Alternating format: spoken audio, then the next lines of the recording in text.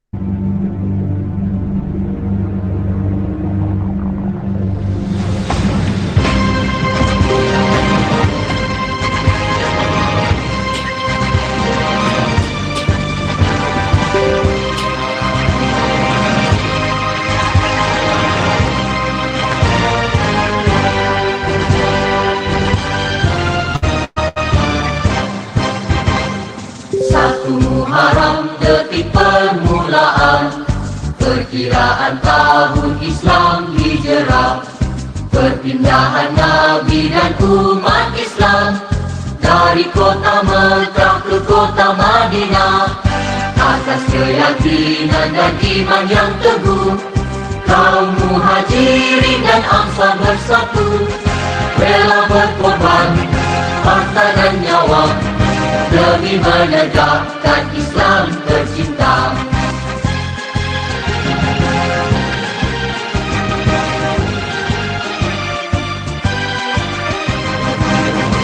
Hijrah itu pengorbanan, hijrah itu perjuangan, hijrah itu persaudaraan, hijrah membentuk perpaduan. Hijrah itu pengorbanan, hijrah itu perjuangan, hijrah itu persaudaraan, hijrah membentuk perpaduan. Oleh itu, mari semua kita sambut Ma'al Hijrah, tingkatkan semangat, tegakkan syiar Islam untuk sepanjang zaman.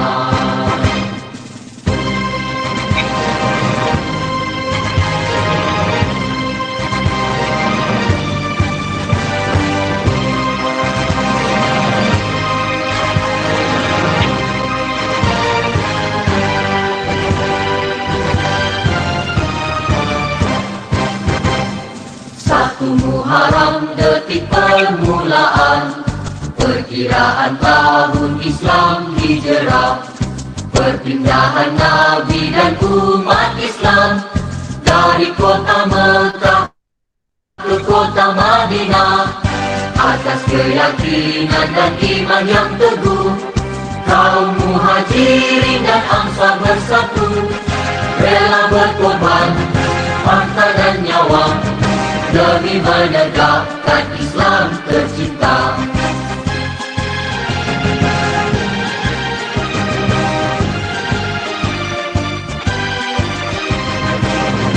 Hijrah itu pengorbanan, hijrah itu perjuangan, hijrah itu persaudaraan, hijrah membentuk perpaduan.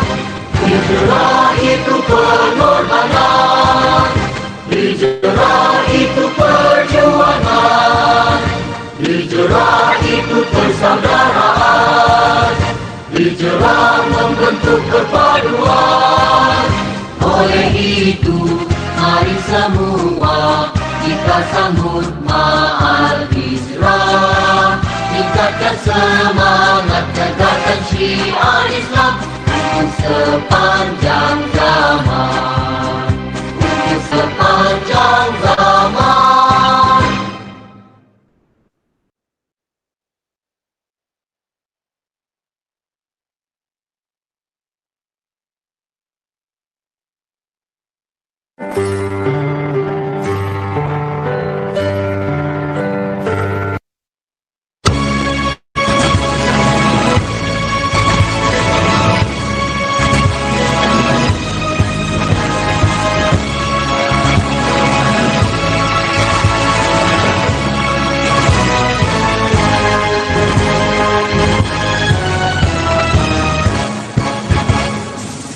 Muharram detik permulaan, perkiraan tahun Islam Hijrah, perpindahan Nabi dan umat Islam dari kota Mekah ke kota Madinah. Atas keyakinan dan iman yang teguh, kaum muhajirin dan ansar bersatu, rela berkorban harta dan nyawa demi menegakkan Islam tercinta.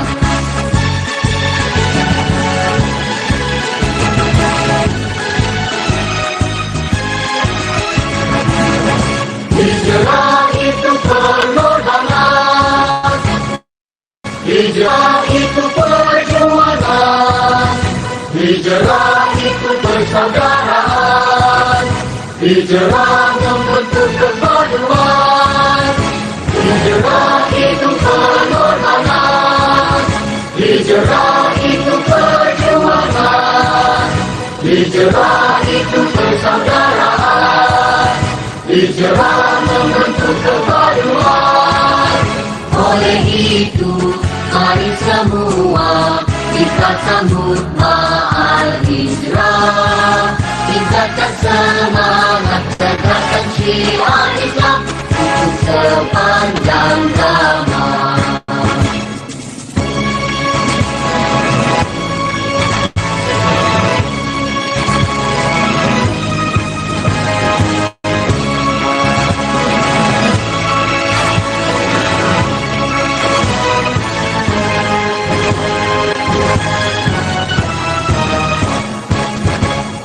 Satu Muharram detik permulaan, perkiraan tahun Islam hijrah, perpindahan Nabi dan umat Islam dari kota Mekah ke kota Madinah.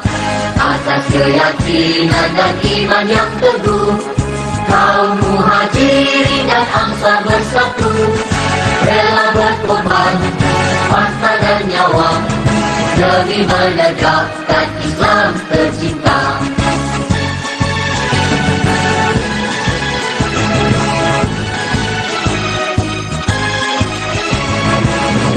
Hijrah itu pengorbanan, hijrah itu perjuangan, hijrah itu persaudaraan, hijrah membentuk kebaruan.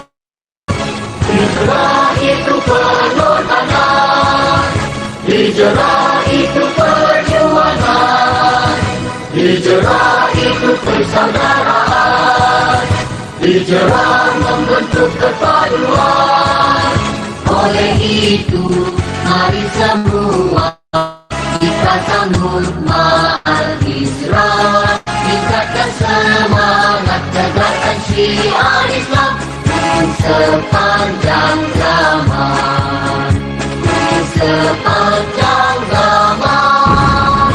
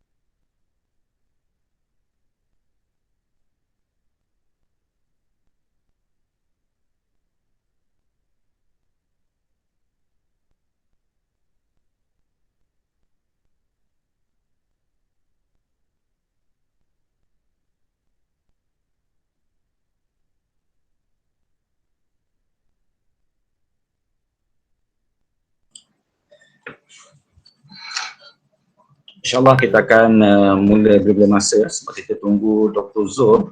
Dr. Zul sekarang ni sedang bersedialah untuk masuk bersama kita insyaAllah.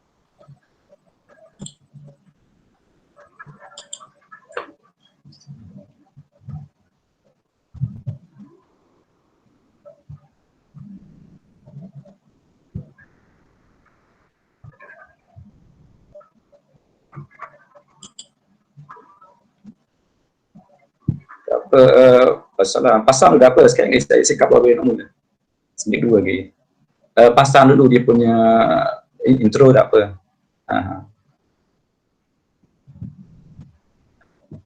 Okey, Dr. Zul dah masuk dah apalah kalau gitu. Okey, baik ya. Okey.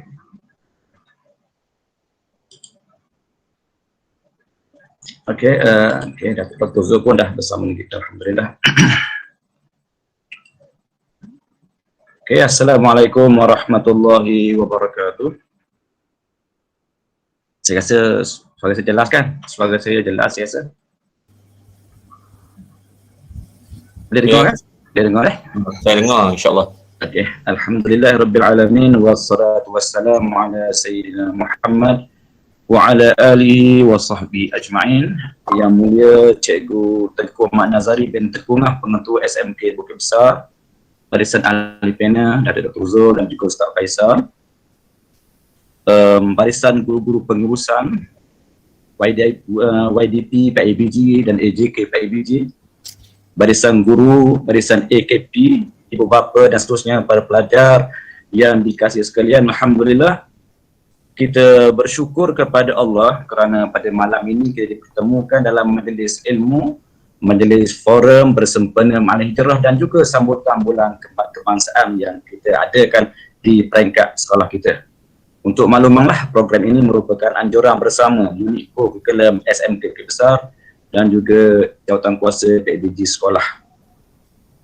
Istimewa, forum kita ini dianjurkan bertepatan dengan sambutan bulan kebangsaan yang kita raikan pada hari ini peringkat kebangsaan. Walaupun sambutan pada hari ini tidaklah sebagaimana sambutan sebelum ini kerana disebabkan dengan pandemik COVID yang kita semua telah maklum, tapi alhamdulillah dapat diraikan dalam suasana yang mahabbah dan meriah. Hadirin yang kami kasih sekalian, kita juga bersyukur kerana pada malam ini kita dapat bersama menjemput dua orang ahli panel yang saya booking awal-awal diimbangi dengan jadual mereka yang sangat padat. Yang pertama Dr. Zul sendiri dan yang kedua Ustaz Faisal bin Ibrahim. Dan untuk makluman semualah, siaran kita ini dapat juga dikongsi melalui YouTube yang akan ditonton insyaAllah sebahagian besar pelajar kita dan juga ibu bapa, sebab melalui Google Meet kita terhad jumlahnya. Google Meet hanya kita menghadkan kemasukan pada guru dan juga kaki tangan kita. Jadi izinkan sajalah untuk memperkenalkan dulu ahli panel kita pada malam ini. Yang pertama, Datuk Dr. Haji Zulkifli bin Muda. Okay. Semua dah kenal, saya rasa beliau merupakan orang Terengganu kita, anak kelahiran Terengganu, mendapat pendidikan di Sekolah Kebangsaan Losong dan beliau sekarang menetap juga di Losong lah, kita panggil Losong. Beliau menyambung pelajaran di Sekolah Menengah Agama Atas Sultan Zainal Abidin Batu Buruk pada tahun 1982. Kemudian pada tahun 1986 ni saya ambil SPM sebenarnya, tapi beliau telah menyambung pelajaran di Ma'had Al-Buhuth Al-Islamiyah, kalau kita tengok College Islam lah, di Abbasiyah, Kahirah. Kemudian beliau menyambung pelajaran dalam bidang syariah Islamiyah di Jabatan Syariah dan Qanun Universiti Azhar, Kahirah, Mesir pada tahun 1987 hingga 1991. Kemudian beliau meneruskan pengajian beliau di peringkat sarjana Dr. Zul di Jabatan Fiqh dan Tashrik Universiti Jordan Amman dari tahun 1992 hingga 1995 dengan tajuk tesis Perdamaian melalui perantaraan harta benda di sisi perundangan Islam. Dan pada tahun 1995 hingga 2000 beliau menyiapkan tesis Doktor Falsafah Syariah Undang-Undang Keluarga Islam di bawah tajuk tesis Pertukaran Agama dan Mazhab, kesannya terhadap undang-undang di Indonesia. Dia juga memiliki diploma in Syariah Law and Practice dari UIA Antarabangsa Selangor. Beliau pernah berkhidmat, saya mengenali beliau melalui tulisan buku Dr. Zul Dr. Zul, buku Tasawuf Islam, dah silap saya betul. Beliau pernah Dr.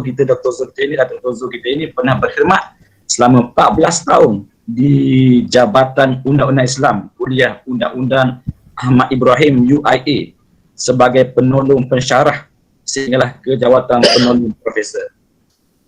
Kemudian Datuk Dr. Zul meneruskan khidmat beliau sebagai pensyarah kanan di UMT Terengganu pada 2009. Dan saya ingat saya Datuk Dr. Zul, Datuk Seri masih ingat, kita pernah juga menjemput Datuk Dr. Zul untuk memberi ceramah, tak silap saya, ma'alih jerah ataupun ataupun sambutan Maulid Rasul di peringkat sekolah kita. Semasa itu kita adakan ceramah kita ini di dataran Bestari. Kemudian beliau diamanahkan, Datuk Dr. Zul diamanahkan untuk jadi mufti kerajaan negeri Terengganu secara kontrak daripada 2013 hingga 2021.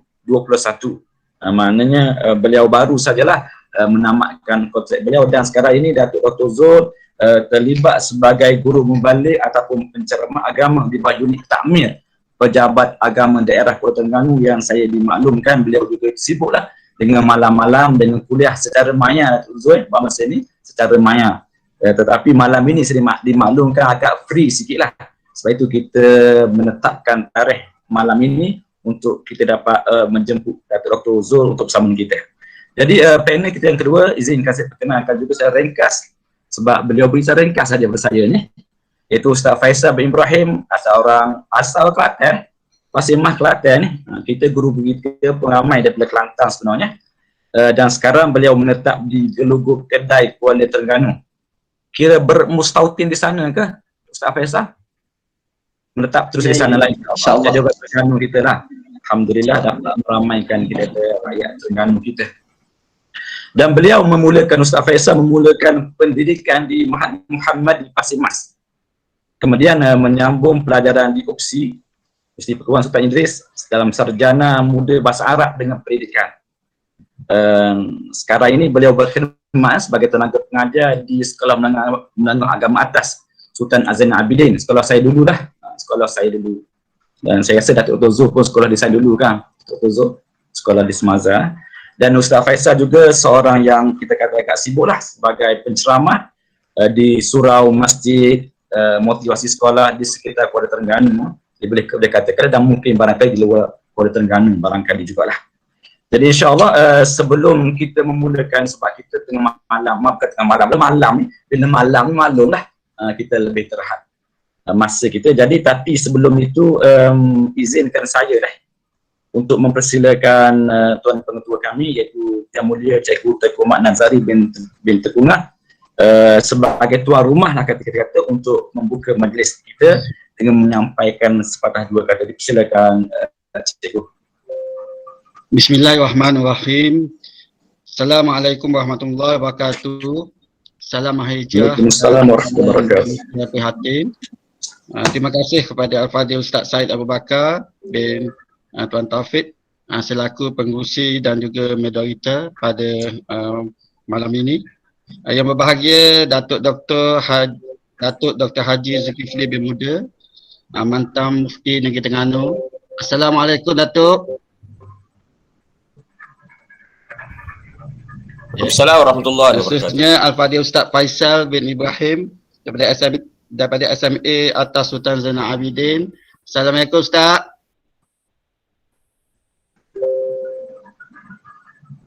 Waalaikumsalam warahmatullahi wabarakatuh.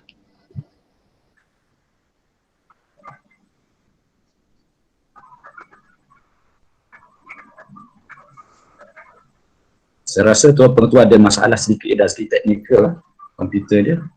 InsyaAllah dia akan masuk balik insyaAllah.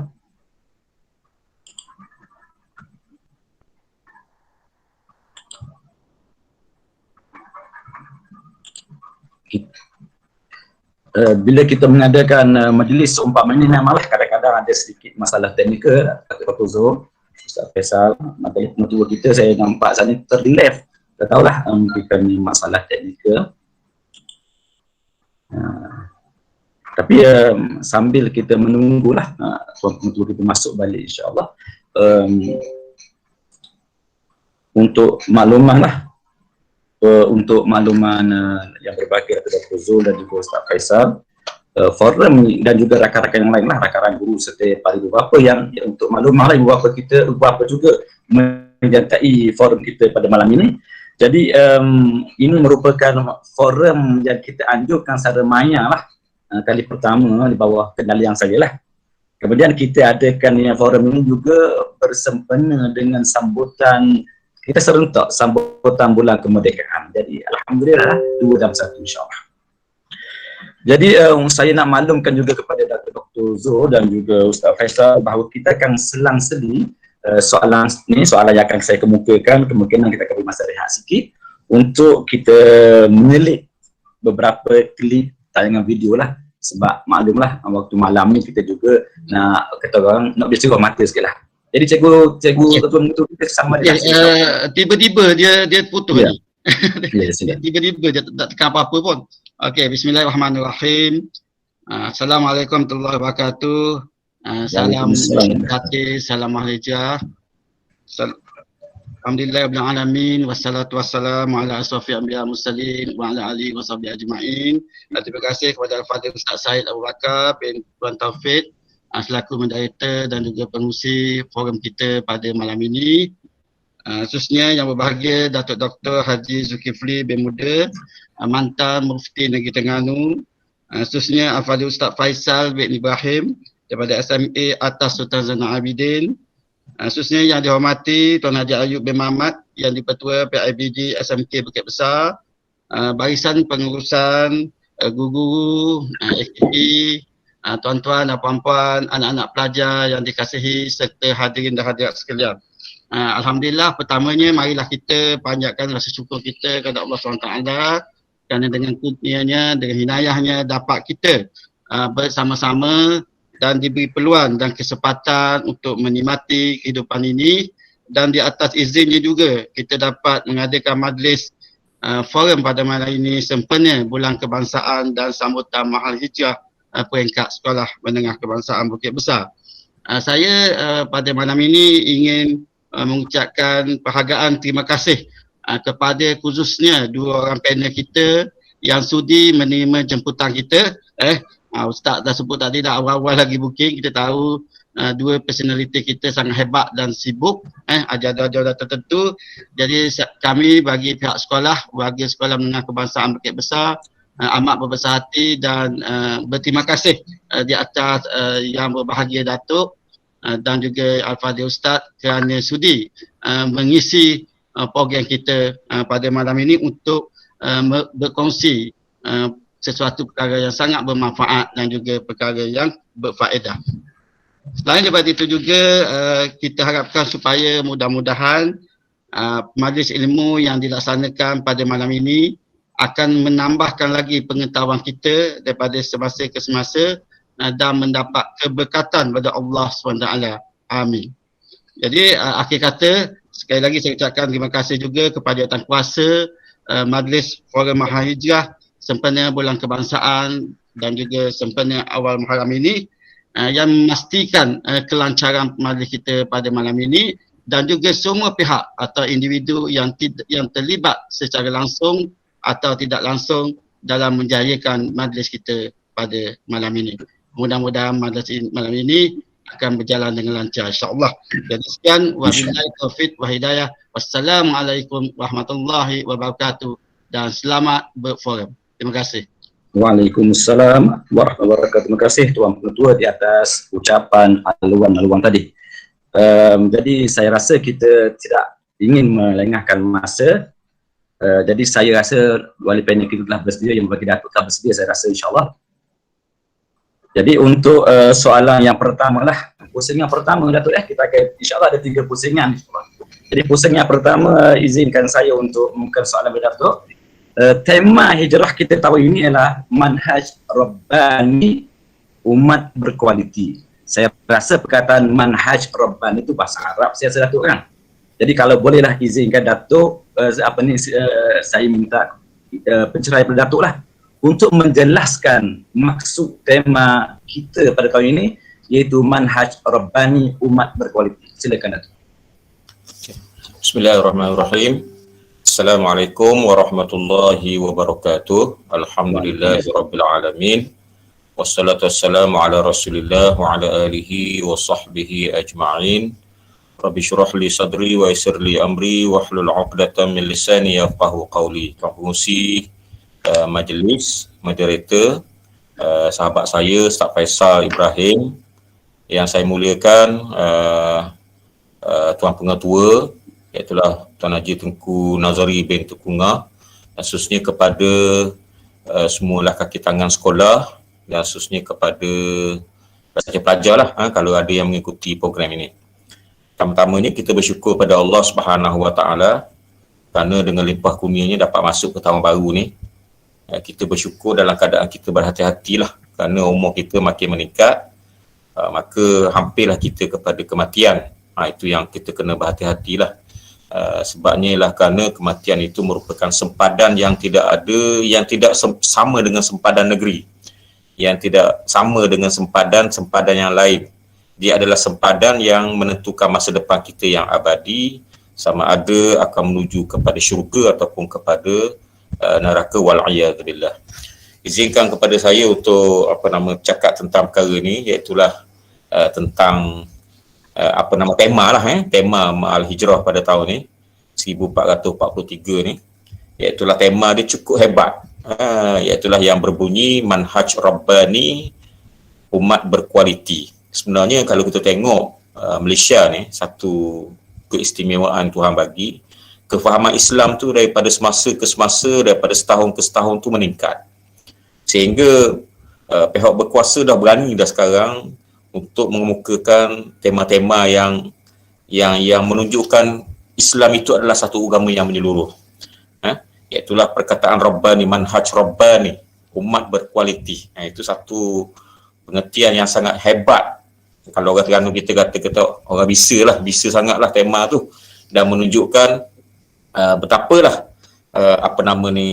kepahaman Islam di negara kita ni, orang Islam di Malaysia kita ni meningkat daripada semasa ke semasa. Sebenarnya saya ingin menyebutkan, saya sendiri pun tak tahulah apa yang tersirat ataupun yang tersurat daripada, yang tersurat tahulah, yang tersirat daripada tema tu. Cuma kita boleh teka lah, kita boleh teka apabila kita dengar ucapan-ucapan daripada pihak pemimpin tentang perkembangan Islam, perkembangan umat Islam dan sebagainya. Saya berpendangan bahawa perkataan manhaj Rabbani ini mungkinlah yang diambil daripada ayat Quran yang selalu kita dengar, iaitu kunu rabbaniyin bima kuntum tu'allimuna al-kitaba wa bima kuntum tadrusun. Perkataan rabbaniyun, iaitulah jadilah rabbaniyin. Iaitulah rabbaniyin ni satu benda yang tidak boleh diterjemahkan dalam bahasa Melayu dengan perkataan yang tepat, iaitulah manusia yang bersandarkan kepada ajaran Allah Subhanahu Wa Taala. Kalau kita tengok dalam tafsir ni, dalam tafsir Jami'ul Bayan ni yang Imam Qurtubi ni, Imam Tabari ni, dia mengatakan bahawa manusia yang Rabbani dia mansub ilal ilah, iaitulah dia mansub kepada Allah Subhanahu Wa Taala. Dia dinasabkan kepada Allah Subhanahu Wa Taala, dengan ertinya bahawa di sana adalah beberapa perkara yang dikaitkan. Iaitulah yang pertamanya dikatakan bahawa ini kesimpulan lah yang saya boleh sebutkan, iaitulah dalam daripada perkataan Rabbani itu, iaitulah adanya al-ilmu, ilmu. Yang kedua al-hikmah, adanya hikmah. Kemudian ada ta'abbud, ta'abbud ni penyembahan diri kepada Allah. Ada ta'lim, pengajaran. Ada at-ta'ah, ta'at kepada Allah. Ada at-taqwa, iaitulah kita memberi ketaatan kita kepada Allah dengan sepenuhnya. Al-ikhlas, hati yang ikhlas. Kemudian disebutkan lagi islahun nas, dan ada sifat memperbaiki keadaan manusia. Pada hemat saya, bila saya duk buat telahan ataupun saya buat kajian dalam beberapa kitab tafsir yang ada rumah saya inilah, iaitulah saya berpandangan bahawa perkataan Rabbaniyun itu yang dimaksudkan dalam tema ni adalah satu perkara yang yang sangat penting. Kenapa? Kerana perkataan Rabbaniyun tu, kalau kita boleh buat senaraikan apa yang berkait sifat-sifat yang ada pada Rabbani itu, iaitu yang pertamanya adanya al-ibadah, ta'abbud. Iaitulah kita mengikat diri kita dengan hukum Allah. Itu dia katakan ta'abbud. Ibadat sama ada ibadat am ataupun ibadat khusus, iaitulah kita mengikat diri kita dengan hukum Allah Subhanahu Wa Taala. Itu yang dikatakan manusia yang Rabbani. Manusia Rabbani ni dia ikat diri dia itu dengan hukum Allah Subhanahu Wa Taala. Yang kedua, yang dikatakan Rabbani itu adalah luas pengertiannya dalam semua bidang. Bukan dalam bidang ibadat saja, saya dah sebut tadi, dia bukan hanya ibadat khusus saja, tapi juga ibadat umum ataupun ibadat am. Dia merangkumi dalam semua perkara ataupun kita kata sekarang sistem kehidupan.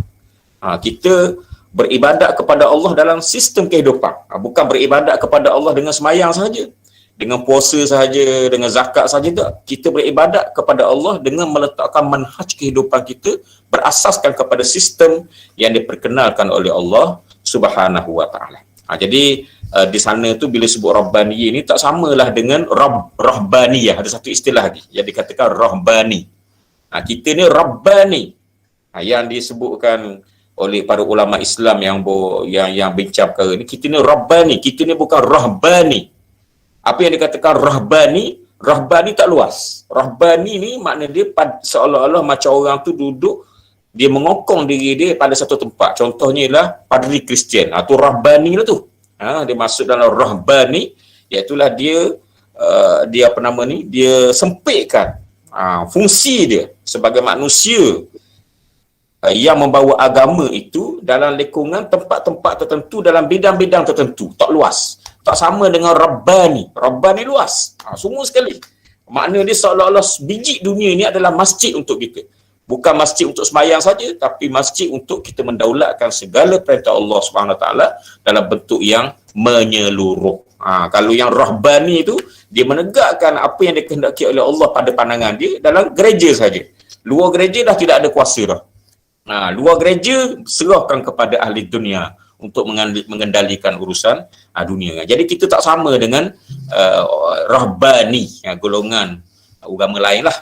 Sebab tu ada satu kitab yang ditulis oleh Hasan An-Nadawi. Nama kitab tu ialah Rabbaniyah la Rahbaniyah. Ada satu kitab tu. Rabbaniyah la Rahbaniyah. Kita ni adalah Rabbani, kita bukan Rahbani. Kita beragama yang bersifat Rabbani, bukan agama yang bersifat dengan Rahbani. Kena faham dua perkataan tadi. Kalau Rabbani itu luas, kita mengikat diri kita dengan segala perintah Allah dalam bentuk luas dalam sistem kehidupan. Kalau Rahbani, kita hanya melimitkan, kita melimitasikan agama itu sendiri dalam lingkungan, dalam bidang-bidang yang tertentu sahaja. Kemudian agama kita ni adalah yang dikatakan Rabbani juga, meletakkan seorang yang Rabbani juga adalah orang yang meletakkan dua perkara, hablum minallah dan juga hablun minan nas. Hablum minallah dan juga hablum minan nas. Hubungan yang kuat dengan Allah, dalam masa yang sama hubungan dengan manusia pun berjalan.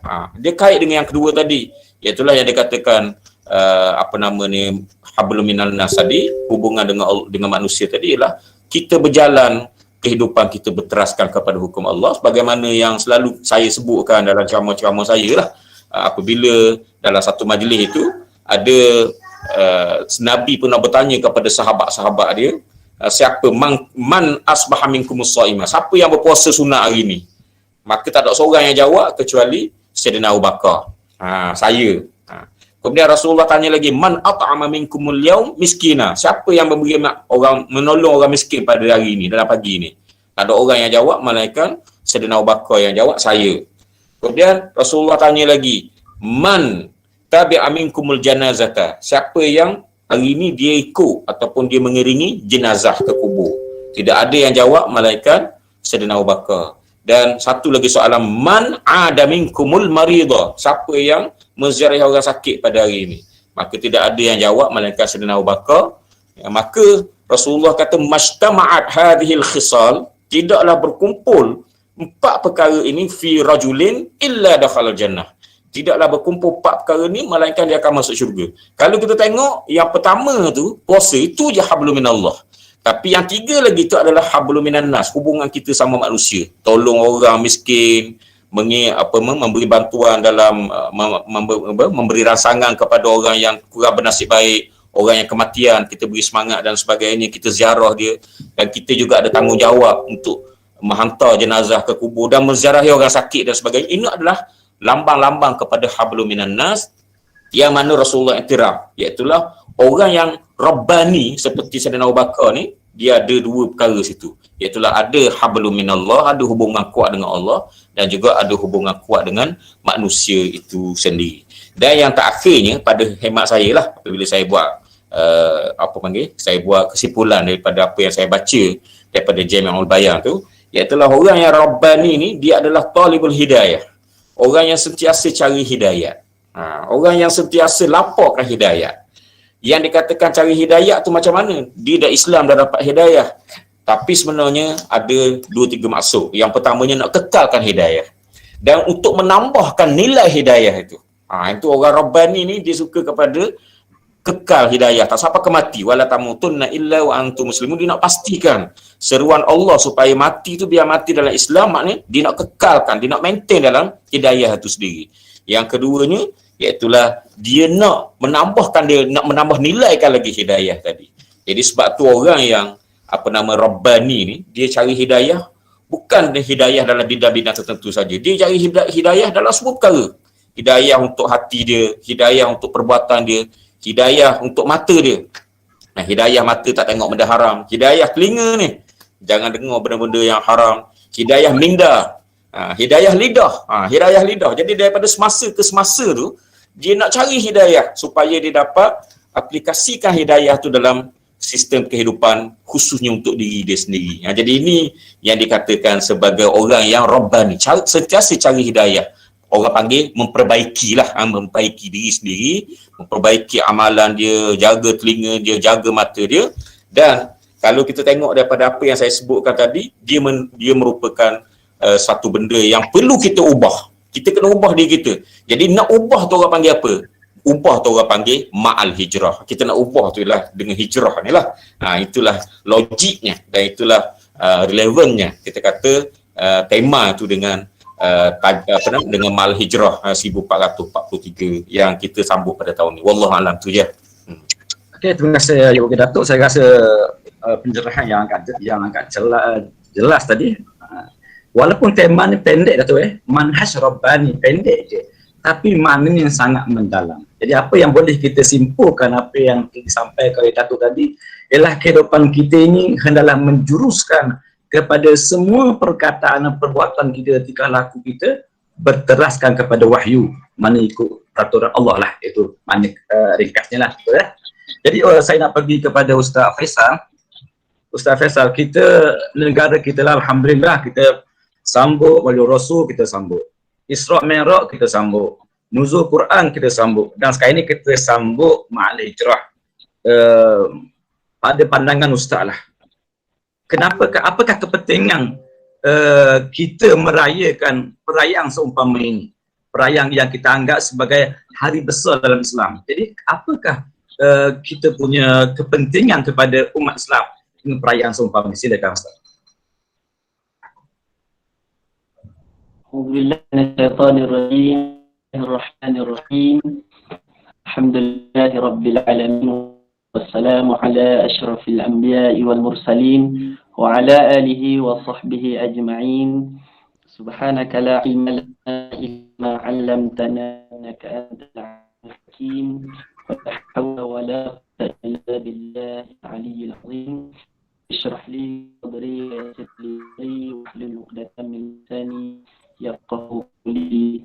Ya ilahi anta maqsudi wa ridha matlubi, amma ba'd. warahmatullahi ta'ala wabarakatuh. Waalaikumsalam warahmatullahi wabarakatuh. Terima kasih kepada moderator Ustaz Syed Abu Bakar. Seterusnya yang berbahagia Dr. Zulkifli bin Muda Al-Kaya pada malam ini, Ustaz Muhammad. Seterusnya tuan-tuan tua BID, guru, seterusnya anak-anak pelajar, para ibu bapa, hadirin hadirat yang dirahmati oleh Allah Subhanahu wa taala. Alhamdulillah, Allahumma salli ala sayyidina Muhammad. Syukur pada Allah Subhanahu wa taala beri peluang untuk bersama-sama pada malam ini, dan insya-Allah pada malam ni saya sendiri secara peribadi Fadil Ustaz, Allahumma salli ala sayyidina Muhammad, saya segan nak bersama dengan Allahumma salli ala sayyidina Muhammad yang berbahagia Datuk, tetapi sebab saya nak juga ilmu Allahumma salli ala sayyidina Muhammad, insya-Allah sambil-sambil kita berkongsi, sambil-sambil yang paling Allahumma salli ala sayyidina Muhammad, pentingnya insya-Allah mudah-mudahan kita dapat manfaat bersama dalam program pada malam ni. Berbalik kepada soalan Allahumma salli ala sayyidina Muhammad yang ditanya oleh Fadil Ustaz Syed sebentar tadi, apakah kepentingan Allahumma salli ala sayyidina Muhammad kita merayakan, kita menyambut Allahumma salli ala sayyidina Muhammad, perayaan-perayaan dalam Islam, hari-hari kebesaran dalam Islam, antaranya Ma'al Hijrah. Jadi secara ringkas pada malam ni saya simpulkan Allahumma salli ala sayyidina Muhammad 3M. Kenapa pentingnya kita buat majlis ilmu pada malam ni? Allahumma salli ala sayyidina Muhammad setiap tahun kita adakan 3M. Yang pertama penting kerana apa? Allahumma salli ala sayyidina Muhammad. M yang pertama ialah untuk mengingati, menghayati perjalanan perjuangan Rasulullah sallallahu alaihi wasallam dalam peristiwa hijrah ini, yang mana Allahumma salli ala sayyidina Muhammad tidak lain dan tidak bukan perjuangan untuk menegakkan kalimah Allah Subhanahu wa taala. Perjuangan Allahumma salli ala sayyidina Muhammad menyebarkan iman dan Islam. Jadi dengan adanya sambutan ini, alhamdulillah kita menghayati dan mengingati bagaimana hampir 13 tahun Rasulullah sallallahu alaihi wasallam berada di kota Mekah, ditekan, ditindas, diancam dengan pelbagai ancaman daripada kaum kafir Quraisy dan sebagainya. Allahumma salli ala sayyidina Muhammad, lalu Rasulullah diperintahkan oleh Allah Subhanahu wa taala untuk berhijrah ke kota Madinah Al-Munawwarah. Dan Allahumma salli ala sayyidina Muhammad, tujuan hijrah ini tidak lain dan tidak bukan kerana untuk meraih redha Allah Subhanahu wa taala, untuk mentaati perintah Allah Subhanahu wa taala. Itu yang pertama. Penting kerana kita nak ingat bagaimana susahnya Rasulullah sallallahu alaihi wasallam berjuang untuk menyebarkan agama Allah Subhanahu wa taala. Yang kedua ialah Allahumma salli ala sayyidina Muhammad. Kenapa penting kita menyambut ataupun mengingati peristiwa Ma'al Hijrah ini? Ialah untuk memberitahu. M yang kedua ialah untuk memberitahu generasi-generasi yang baru ataupun kita sendiri, Allahumma salli ala sayyidina Muhammad, tentang bagaimana susahnya Islam untuk sampai kepada kita pada hari ini. Allahumma salli ala sayyidina Muhammad, sebagaimana bila kita menghayati bagaimana susahnya Rasulullah sallallahu alaihi wasallam nak tegakkan Islam, nak sebarkan Islam, supaya bila kita adakan majlis sebegini kita dapat menghargai susahnya Rasulullah sallallahu alaihi wasallam, para sahabat radhiyallahu taala ajma'in untuk menyebarkan Islam sehingga kita dapat mengecapinya sehingga hari ini. Jadi alhamdulillah Allahumma salli ala sayyidina Muhammad, dengan adanya majlis sebegini, generasi yang baru Allahumma salli ala sayyidina Muhammad ataupun generasi yang lama sentiasa kita beritahu bagaimana Allahumma salli ala sayyidina Muhammad, peristiwa hijrah ini bermulanya Rasulullah membina negara Islam di kota Madinah. Dan Allahumma salli ala sayyidina Muhammad, Rasulullah membina kekuatan Islam, Rasulullah mempersaudarakan Allahumma salli ala sayyidina Muhammad dua kaum terbesar Muhajirin dan Ansar. Allahumma salli ala sayyidina Muhammad, dan ketika mana Rasulullah sallallahu alaihi wasallam membina kekuatan sehinggalah terjadinya peristiwa Fathu Makkah dan pembukaan kota Makkah tahun ke-8 Hijrah. Jadi kisah-kisah ataupun Allah sallallahu alaihi wasallam ini terdapat kongsikan dari sambutan-sambutan yang kita buat setiap tahun, insya-Allah. Dan yang ketiga, yang ketiga, kenapa Allah SWT kita mengadakan Allah SWT sambutan ma'ahid ialah ketiga, yang ketiga ialah untuk kita mengambil yang ketiga untuk kita mengambil, kita nak mengambil sebanyak mungkin ibrah, kita nak mengambil sebanyak mungkin pengajaran daripada kisah dan peristiwa hebat ini Allah SWT Muhammad. Peristiwa ibrah ialah kerana perjuangan Rasulullah SAW yang Allah SWT Muhammad supaya menghalangi persebaran Islam. Bagaimana kita nak hayati Rasulullah SAW, para sahabat, bagaimana mempersaudarakan kaum diri dan asar, ibadahnya, bagaimana kita masyarakat kita hari kita kena amalan Allah SWT Muhammad, perpaduan persaudaraan hak daripada hijrah ini. Jadi Allah SWT Muhammad adalah ketiga-tiga kita perlu senantiasa melaksanakan ataupun melakukan ataupun menyambut sambutan akhir atau hari-hari kebesaran Islam yang lain. 3M kerana nak mengingati, nak menghayati setiap peristiwa tersebut. Yang kedua, untuk memberitahu generasi bagaimana Islam ini disampaikan kepada kita, bagaimana susahnya perjuangan yang dibawa oleh para sahabat Allahumma salli ala Muhammad. Dan yang ketiga ialah untuk kita mengambil iktibar dan ibrah ataupun pengajaran untuk kita jadikan amalan Muhammad tamatkan di zaman kita pada hari inilah khusus, insya-Allah. Jadi itulah sebagai kata PM kenapa pentingnya kita melaksanakan menyambut Allah sallallahu Muhammad di ma'ali setiap tahun. Wallahu ta'ala. Cantik Ustaz Faisal. Ustaz Faisal simpulkan kepentingan kita menyambut sambutan Hijrah dalam 3M. 3M saya ulang, yang pertama untuk mengingati perjuangan baginda Rasulullah. Cantik.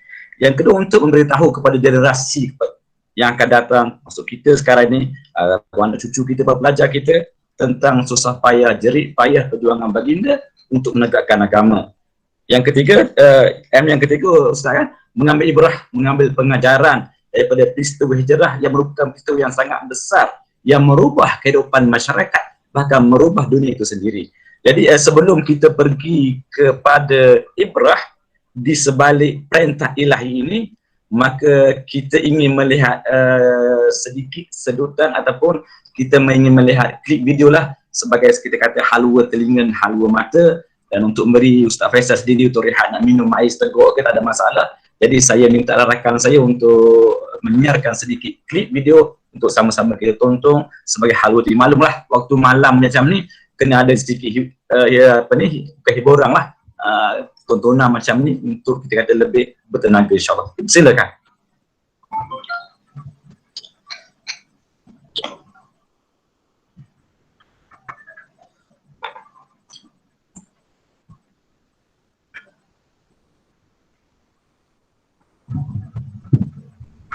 Ya Nabi salam alaika, Ya Rasul salam alaika, Ya Habib salam alaika, salawatullah alaika, Ya Nabi salam alaika, Ya Rasul salam alaika, Habib salam alaika, salawatullah alaika, Ya Rasul kau bawa cahaya menyinari alam buana, bumi tak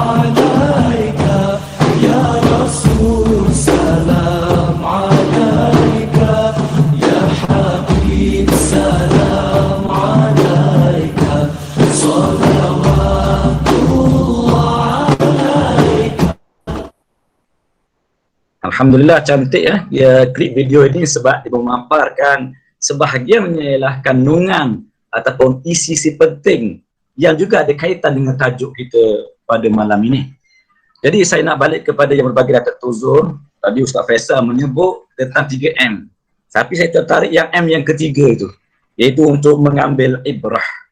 Jadi yang berbagi Datuk Zul, apakah yang boleh kita kongsikan? Ibrah ini ialah pengajaran lah. Yang telah dikatakan bahasa Arab, pengajaran di sebalik perintah hijrah ini. Kalau boleh kita kongsikan Datuk Zul tentang ibrah di sebalik peristiwa hijrah ini, silakan. Okay.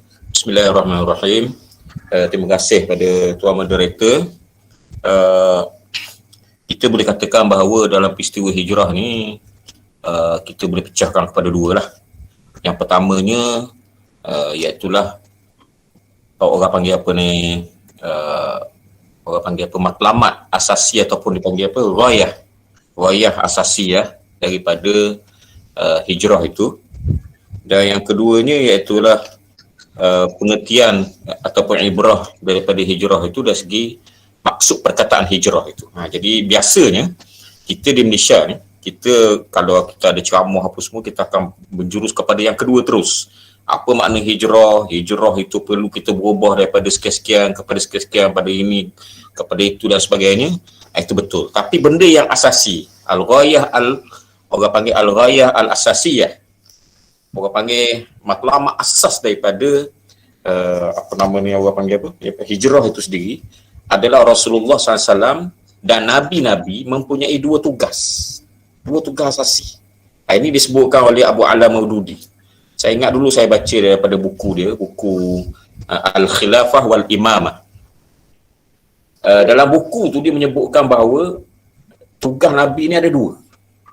Yang pertamanya ialah ta'bidun nas, ajak manusia, mengalih manusia daripada mengabdikan diri kepada makhluk, kepada mengabdikan diri kepada Allah.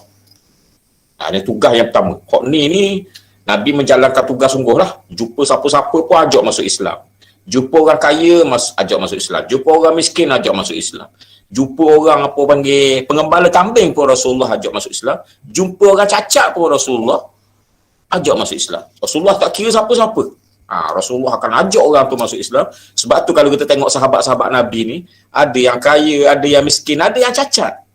Ada yang cacat sekalipun. Sebab Rasulullah ni tak pilih bulu dalam tugas yang pertama, ta'bidun nas. Sebab tu ada nama Amru bin Jamuh ataupun Amru bin Jumuh. Ini cacat ni. Kaki dia kepah. Tapi dia ni telah masuk Islam hasil daripada dakwah Rasulullah SAW.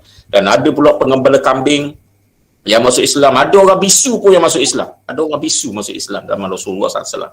Rasulullah tanya dia, Aina Allah? Di mana Allah? Dia bisu tapi dia boleh dengar kan. Ada orang bisu yang tak boleh dengar, dia bisu boleh dengar. Lalu si bisu tadi tunjuk ke atas. Sebab tak boleh nak cakap kan. Maka Rasulullah kata, a'tiqha fa innaha mu'minah. Bebaskan orang ni sebab dia ni adalah orang yang beriman kepada Allah. Maknanya orang macam ni pun Rasulullah berusaha untuk menyampaikan hidayah Allah kepada orang tu. Rasulullah tak pilih bulu dalam hal yang pertama ni, ta'bidun nas. Yang kedua adalah iqamatu ad-daulah. Ini yang disebutkan oleh Abu Ala Maududi. Iaitulah menegakkan kekuasaan. Kenapa penting tegakkan kekuasaan ni? Sebabnya ialah kerana apabila Allah Ta'ala memerintahkan Nabi supaya berhijrah daripada Mekah ke Madinah tu, dikatakan Allah Ta'ala telah menurunkan wahyu, mewahyukan kepada Nabi ada doa tertentu yang Nabi baca, yang mana daripada doa tu kita tahu apa sebenarnya ghayah ataupun matlamat asas yang ada pada hijrah itu. Iaitulah turunnya ayat wa qur rabbi adkhilni mudkhala sidqin wa akhrijni mukhraja sidqin waj'al li min ladunka sultanan nasira. Wahai, katakanlah wahai Muhammad, wahai Tuhanku, jadikanlah aku masukkanlah aku tempat masuk yang sebenar dan tempat keluar yang sebenar. Maksudnya masukkanlah aku ke Madinah daripada Mekah, kemudian waj'al li min ladunka sultanan nasira, dan berilah kepada aku ni iaitulah kekuasaan. Ini Imam At-Tabari dalam kitab Jami'ul Bayan. Dia dikata apa yang dikatakan Tuhan kata apa nama, waj'al li min ladunka sultanan nasira, beri kepada aku kuasa. Nabi diajak oleh Allah ketika sebelum nak hijrah tadi supaya berdoa, beri aku kuasa. Kuasa untuk apa? Ini kata Syekh At-Tabari, dia kata apa? Dengan kuasa ini dia akan jadi nasiran lil kitabillah. Dia akan jadi penolong kitab Allah. Kuasa ni akan menyebabkan kitab Allah akan dapat penolong, iaitu dapat dia tegakkan kitab Allah. Yang kedua, nasiran li hududillah, iaitu dia boleh tegakkan segala hukum Allah. Kemudian faraidillah, segala kefarduan Allah. Iqamatiddin, disebut akhir sekali adalah untuk menegakkan agama keseluruhannya. Jadi sebab tu saudara-saudari, kalau kita tengok dalam sejarah nabi-nabi, ramai nabi-nabi ni yang berjaya jadi pemimpin. Sebab apa? Rupa-rupanya tugas nabi ni adalah untuk jadi pemimpin.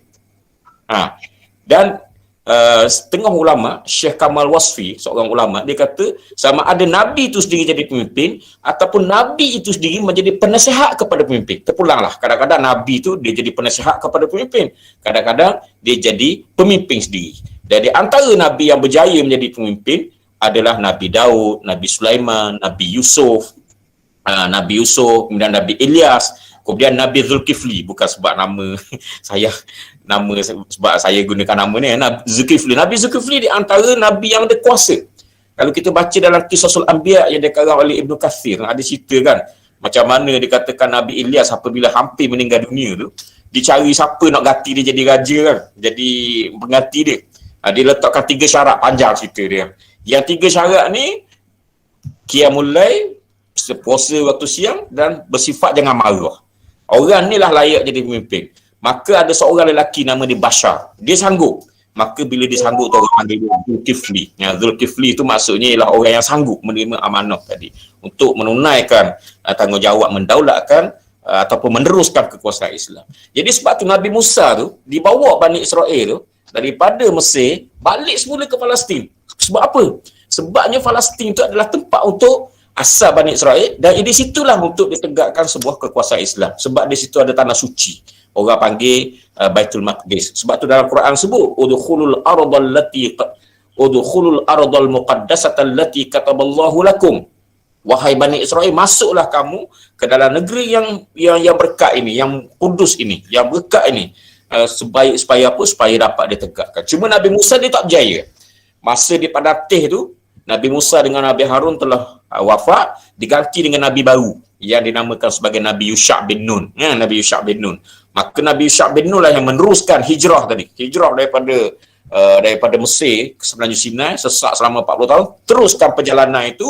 Maka Nabi Yusha' bin Nun telah berjaya masuk ke Palestin dalam keadaan berjaya pada sebelum maghrib hari Jumaat. Maksudnya kalau dah masuk maghrib itu tak boleh jihad dah, sebab hari masuk maghrib tu dah kira hari Sabtu, maka hari Sabtu tak boleh nak perang, kena ibadat semata-mata. Sebab itulah yang Nabi satu doa yang masyhur yang disebutkan dalam kitab Al-Bidayah wan Nihayah tu kan, kisah macam mana Nabi Yusha' bin Nun ni dia tengok matahari ni dah nak maghrib dah menang lah ni, tiba-tiba nak maghrib, macam mana nak buat? Kalau dah maghrib tak boleh nak terus perjuangan, mungkin kalah lah, minggu depan pula lah. Maka sebab itulah dia berdoa, ya Syams anti ma'murah wa ana ma'mur, Allahumma habisha, aku disuruh berjihad, kamu disuruh bergerak, jadikan ya Allah matahari ni berhenti sekejap. Itulah sejarah matahari berhenti sekejap. Matahari berhenti, tak bergerak sekejap, hasil daripada doa Nabi Yusha' bin Nun supaya perjalanan hijrah tadi dapat diteruskan. Jadi ini saya nak katakan bahawa asasnya adalah untuk ditegakkan kekuasaan Islam, supaya dengan kuasaan itu maka Islam dapat disebar ke seluruh dunia. Sebab hijrah itu Nabi tegakkan sebuah negara Islam di Madinah, Islam sampai ke negeri kita ni tak. Kalau tidak macam mana ni? Kalau tak ada kuasa macam mana tu? Bila ada kuasa tadi, Nabi berjaya hantar surat kepada Raja Rom, Raja Parsi, dan di zaman Sayyidina Uthman dikatakan bahawa Islam telah tersebar ke Nusantara dan sebagainya. Di zaman kerajaan Bani Abbas, kerajaan Umayyah, terutama sekali zaman Muawiyah, Islam telah sampai ke kawasan pentadbiran Sriwijaya, dan beberapa anak Raja Sriwijaya telah masuk Islam, dan ada perkampungan Islam di Sumatera yang dinamakan sebagai Taksyeh. Taksyeh. Itulah saya nak sebutkan, kerana kuasa maka Islam dapat tersebar dan sebagainya. Jadi sebab tu kebanyakan Nabi ni dia berhijrah. Sebab tu kalau kita tengok Nabi Ibrahim tu, kalau saya dok baca buku yang ditulis oleh Muhammad Isa Selamat tu, dia katakan 1860 km dia berpusing-pusing. Pergi ke Mesir, pergi ke Baitul Maqdis untuk berhijrah ke sana sini untuk didakwahkan kepada manusia dan untuk menyampaikan kepada manusia. Jadi sebab tu anak-anak pelajar ni, saya nak terangkan bahawa Islam ni bukan satu agama yang main-main. Islam ni mesti jadi ustaziyatul alam. Ini yang disebutkan oleh Imam Hassan Banna. Hassan Banna sebut dalam kitab Majmu' Rasail. Dia kata Islam sifat dia adalah ustaziyatul alam. Islam ni mesti jadi tuan di dunia ni. Tak boleh jadi, mesti jadi tuan. Dia tak boleh duduk bawah, dia kena duduk atas. Al-Islamu ya'lu wa la yu'la. Islam atas, Islam bukan di bawah. Jadi sebab tu dia katakan jihad ini dilakukan, hijrah itu dilakukan, di antaranya lah supaya litakuna kalimatullahi hilya ulia, supaya kalimah Allah itulah yang berdaulat, kemudian segala fitnah dan segala syirik ni terhapus. Sebab tu orang kata kita tak boleh nak paksa orang kafir masuk Islam, tetapi kita boleh paksa orang kafir menerima sistem Islam. Sebab apa? Islam mesti menjadi tuan, Islam mesti menjadi ustaziyatul alam. Ini yang disepali. Inilah cerita ibrah yang paling besar yang disebutkan oleh para ulama Islam berhubung dengan hijrah itu sendiri. Wallahu alam. Maaf saya ambil masa sikit. Ya, terima kasih Datuk di atas pencerahan tentang kenapa Rasulullah diperintahkan berhijrah sehingga akhirnya tertubuh kerajaan Islam Madinah, yang daripada situlah Islam tersebar ke seluruh dunia, Datuk. Jadi saya nak pergi kepada Ustaz Faisal. Ustaz Faisal, kita dalam konteks berdaring lah. Pada zaman Nabi berhijrah daripada Mekah ke Madinah ataupun Yathrib pada masa itu. Jadi kita pada hari ini, adakah konsep hijrah Nabi tu masih terpakai ke atas kita umat Islam pada hari ini? Berhijrah macam tu. Silakan. Ataupun apakah konsep dan konteks hijrah yang menjadi, yang sepatutnya menjadi penghayatan kita pada hari ini? Silakan Ustaz. Baik. Bismillahirrahmanirrahim. Alhamdulillah, salatu wassalamu ala Rasulillah wa ala alihi wa sahbihi wa wala amma ba'd. Terima kasih kepada Allah SWT Muhammad, Ustaz Syed. Jadi berkenaan dengan tajuk ataupun soalan tadi, apakah konsep hijrah yang boleh kita amalkan dalam masyarakat kita pada hari ini, terutama untuk diri kita sendirilah, insya-Allah. Allah SWT Muhammad. Jadi bila kita sebut hijrah, Allah SWT Muhammad, satu perubahan secara Allah SWT Muhammad secara luasnya. Maksud hijrah tu banyak, antaranya ialah perubahan yang kita lakukan daripada kurang baik kepada yang baik, daripada yang baik kepada yang lebih baik, daripada yang lebih baik pada yang terbaik, insya-Allah.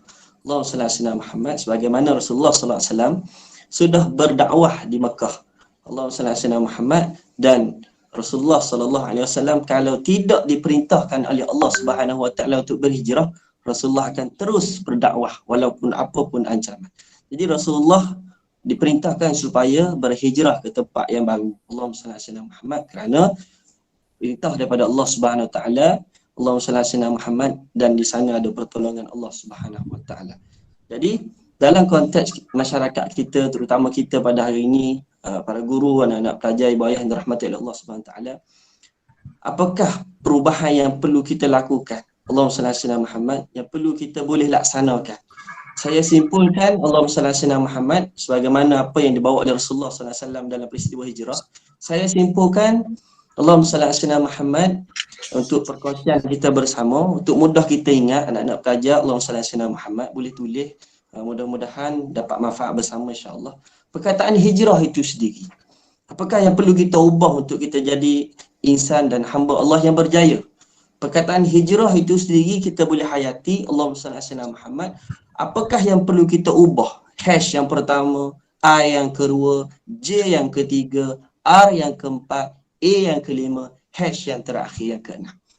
Dalam kesempatan waktu yang ringkas ni, insya-Allah saya ambil singkat je Ustaz. Kita nak bagi peluang kepada Allahumma salli ala Muhammad yang berbahagia. Saya tak puas lagi dengar yang berbahagia Allahumma salli ala Muhammad, Datuk Zul. Jadi secara ringkas, antara perkara yang dibawa oleh Rasulullah SAW yang kita boleh ambil untuk kita amalkan, perubahan apa yang pertama yang kita kena buat untuk kita jadi hamba yang berjaya? Hash yang pertama dari perkataan hijrah itu sendiri ialah kita kena ubah hati kita. Ni yang pertama. Dan inilah yang dibawa oleh Rasulullah sallallahu alaihi wasallam. Rasulullah ubah hati masyarakat Madinah untuk menerima Allah Subhanahu wa taala.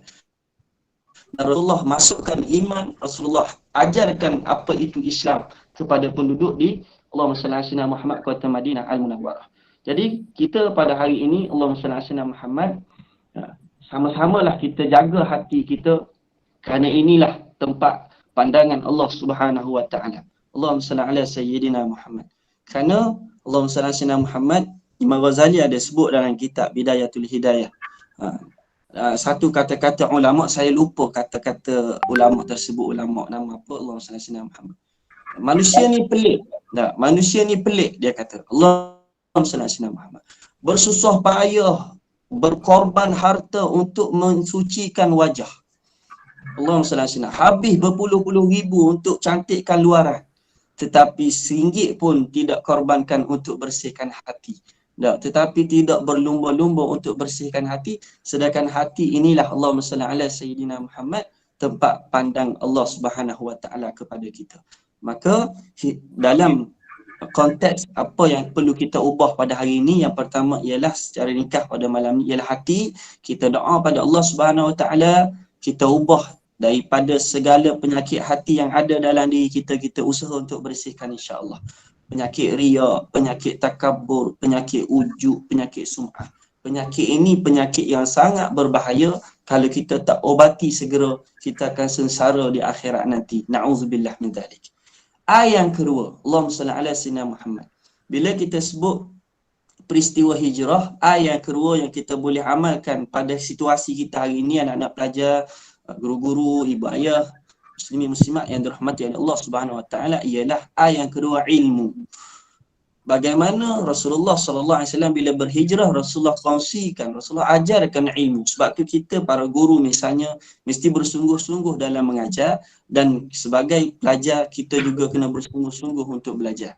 Kerana proses belajar dan mengajar Allahumma salli ala sayyidina Muhammad ialah satu proses yang tak penceng sehingga kita mati insya-Allah. Sebagai ibu ayah kena ajar anak-anak sampai mati. Sebagai anak kena belajar sentiasa Allahumma salli ala sayyidina Muhammad, kerana anak juga akan jadi ayah suatu hari nanti untuk ajar anak balik.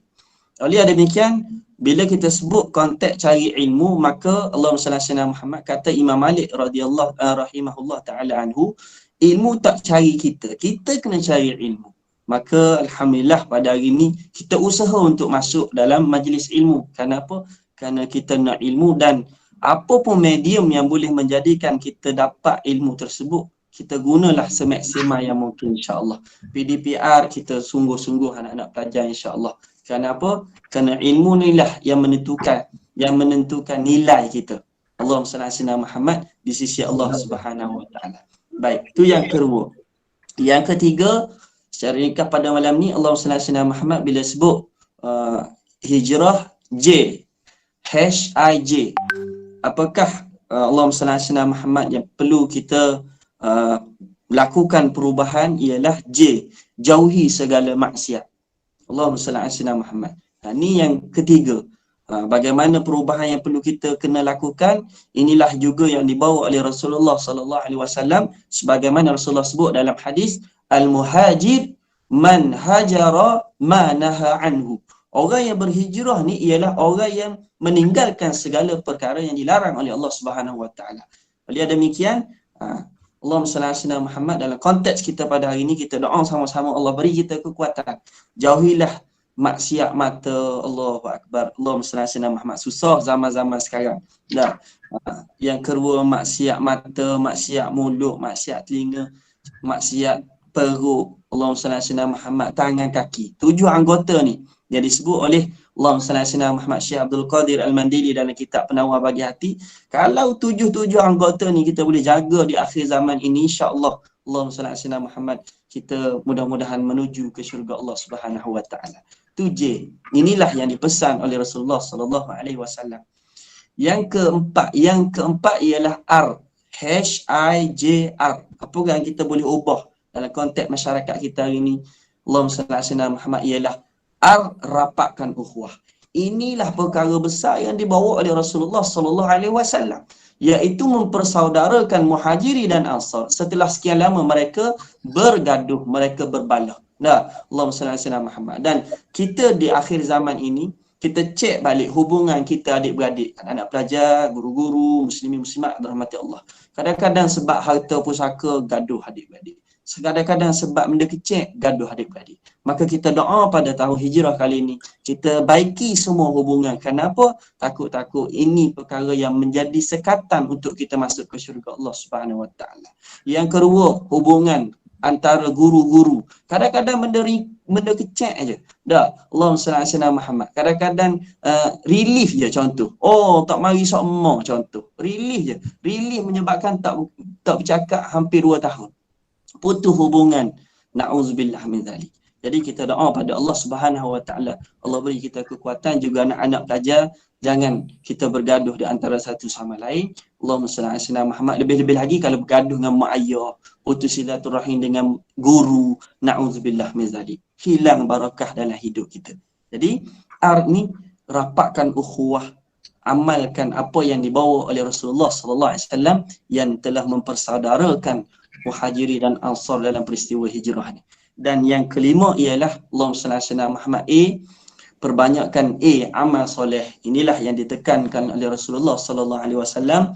Allahumma salli ala sayyidina Muhammad, dan Allah sebut dalam Quran, setiap kali Allah sebut auzubillahi minasyaitonirrajim, contoh dalam surah Luqman Allah sebut Allahumma salli ala sayyidina Muhammad, innal ladzina amanu wa amilus solihat lahum jannatun na'im.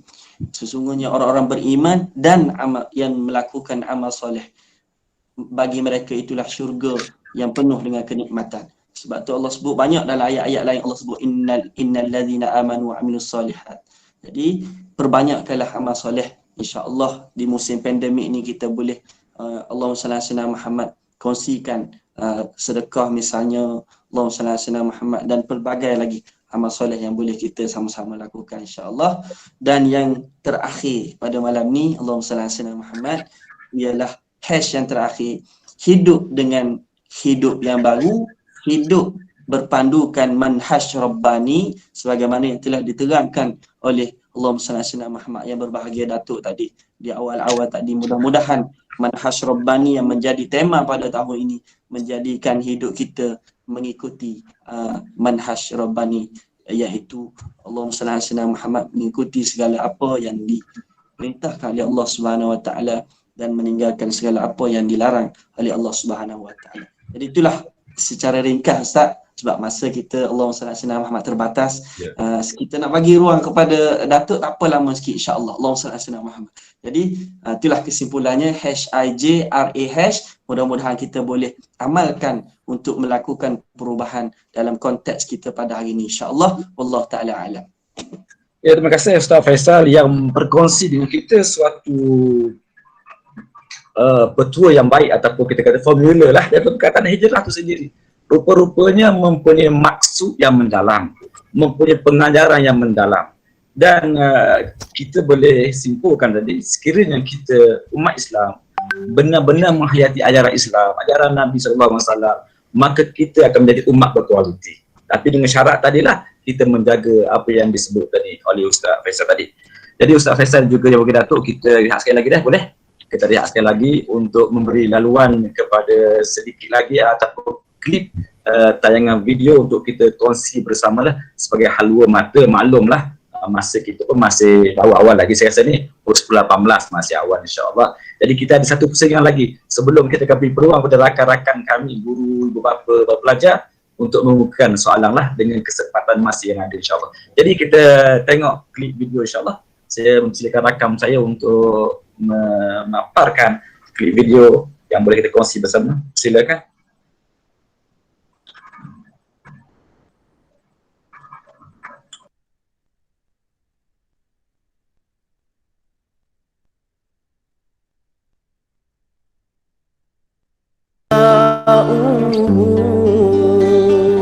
والنور يهدي الحائرين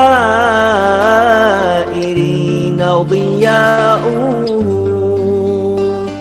وفي الحشر ظل المرسلين لواء تلقى من الغيب المجرد حكمة بها أمطرت في الخافقين سماؤه بها أمطرت في الخافقين سماؤه ومشهد أهل الحق منه لطائف تخبر أن المجد وشأنه فلله ما للعين من مشهد اجتلاء يعز على أهل الحجاب اجتلاؤه يعز على أهل الحجاب اجتلاؤه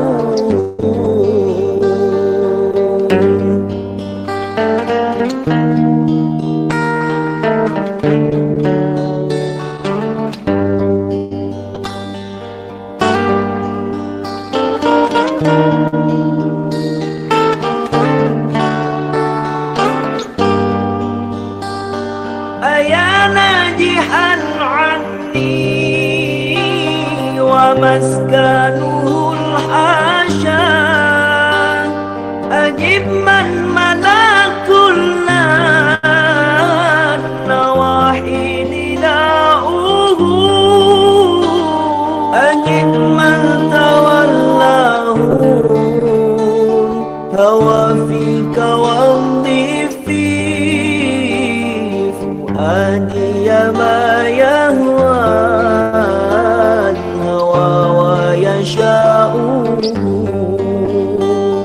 فؤادي ما يهوى الهوى ويشاءه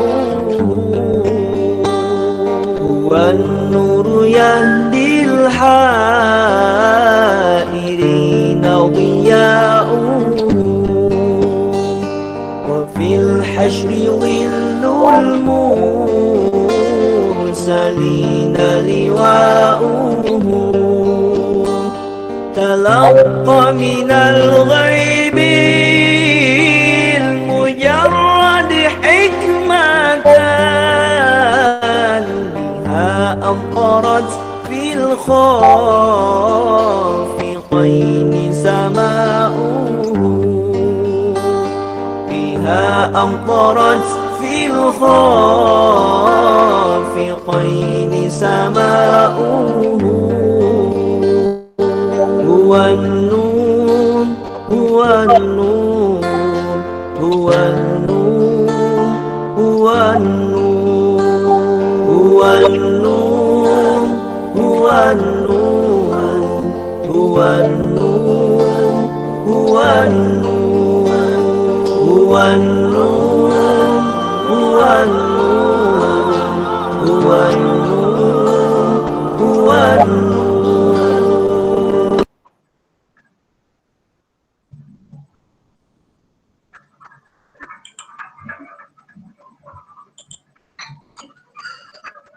Okey, terima kasih, cantik saya rasa video tadi yang memaparkan keindahan ataupun sifat memuji baginda Rasulullah SAW lah.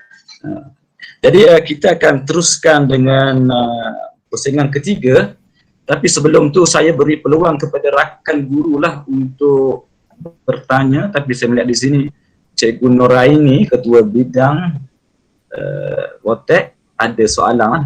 Kalau boleh, soalannya bagaimana untuk kekal istiqamah dengan penjarahan yang dilakukan. Saya nak soalan ni, saya nak tunjuk Ustaz Faisal lah. Ustaz Faisal, macam mana yang kita nak sebut hijrah tadi yang disebut cantik, H hati, I ilmu, J dan seumpamanya itu, kita nak kekalkan macam mana? Silakan Ustaz Faisal.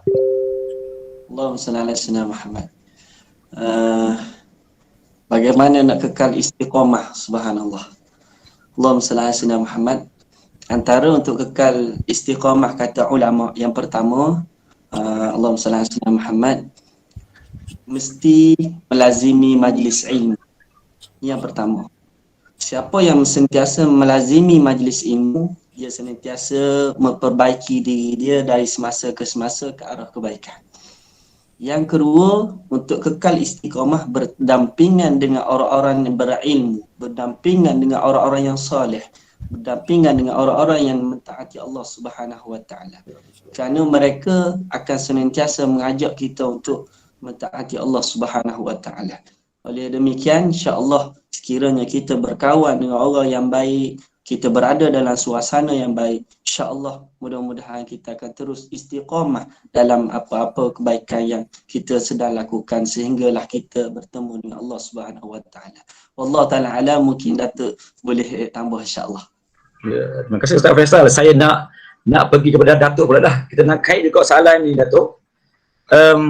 Berdasar kepada soalan tadi jugalah, persiapan kita sebenarnya sebagai ummah dalam menghadapi zaman globalisasi yang sangat mencabar ini. Jadi apa persiapan yang sepatutnya kita sebagai umat Islam kena buat persiapan bagi menangani permasalahan semasa. Silakan Datuk. Okey, bismillahirrahmanirrahim. Terima kasih kepada Tuan Moderator.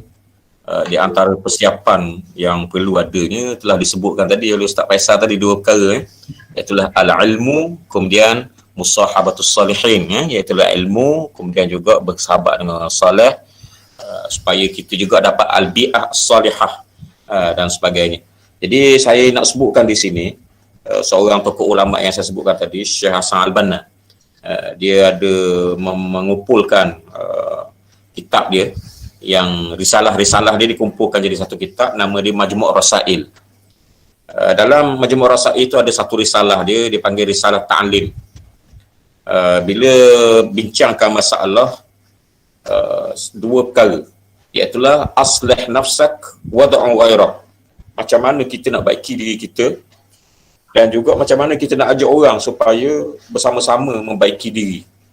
Dan ini ada kaitan dengan soalan yang diberikan oleh Tuan Moderator tadi, iaitu ada 10 perkara yang disebutkan oleh Imam Hasan Al-Banna untuk jadi renungan kita semua. Kalau saya boleh sebut sebahagian pun tak apalah, takut panjang sangat. Okey, yang pertama tu ialah sahihul aqidah. Akidah tu biarlah betul. Ini persiapan ni mesti ada ni. Kalau dia akidah ni kalau tak betul, masa depan kita gelap, akan masuk neraka lah. Tu bimbangnya, akan masuk neraka. Kalau akidah kita salah, alah. Dan kita berpegang kepada akidah ahli sunnah wal jamaah. Kalau kita di Terengganu kita ni pegang kepada Asy'ariyah dan juga aliran Maturidiyah. Ini aliran kita. Sebab Asy'ariyah dengan Maturidiyah ni telah difatwakan sebagai satu aliran rasmi di Terengganu. Dan juga inilah aliran yang jelas menggabungkan dua perkara, dalil akli dengan dalil akli dan juga dalil nakli. Jelas. Manhaj dia cukup jelas. Manhaj cukup rabbani.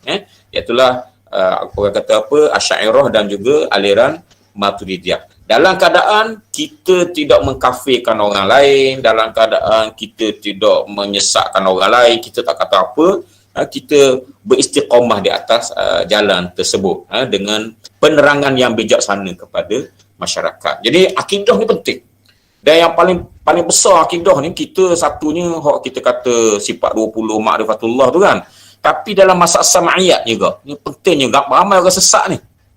Sam'iyat ni berhubung apa yang dikatakan syurga neraka, apa yang dikatakan contohnya baru ni, apakah yang dikatakan Imam Mahdi, apa yang dikatakan nuzul Isa turun, apakah yang dikatakan Kausar, apa yang benda tu semua kena belajar supaya kita tidak lari daripada garis pandu yang dibuat oleh Al-Quran dan juga Nabi Muhammad SAW. Sebabnya ialah kerana akidah ni bukan mahalul ijtihad, bukan dia ijtihad ni tak ada sangat.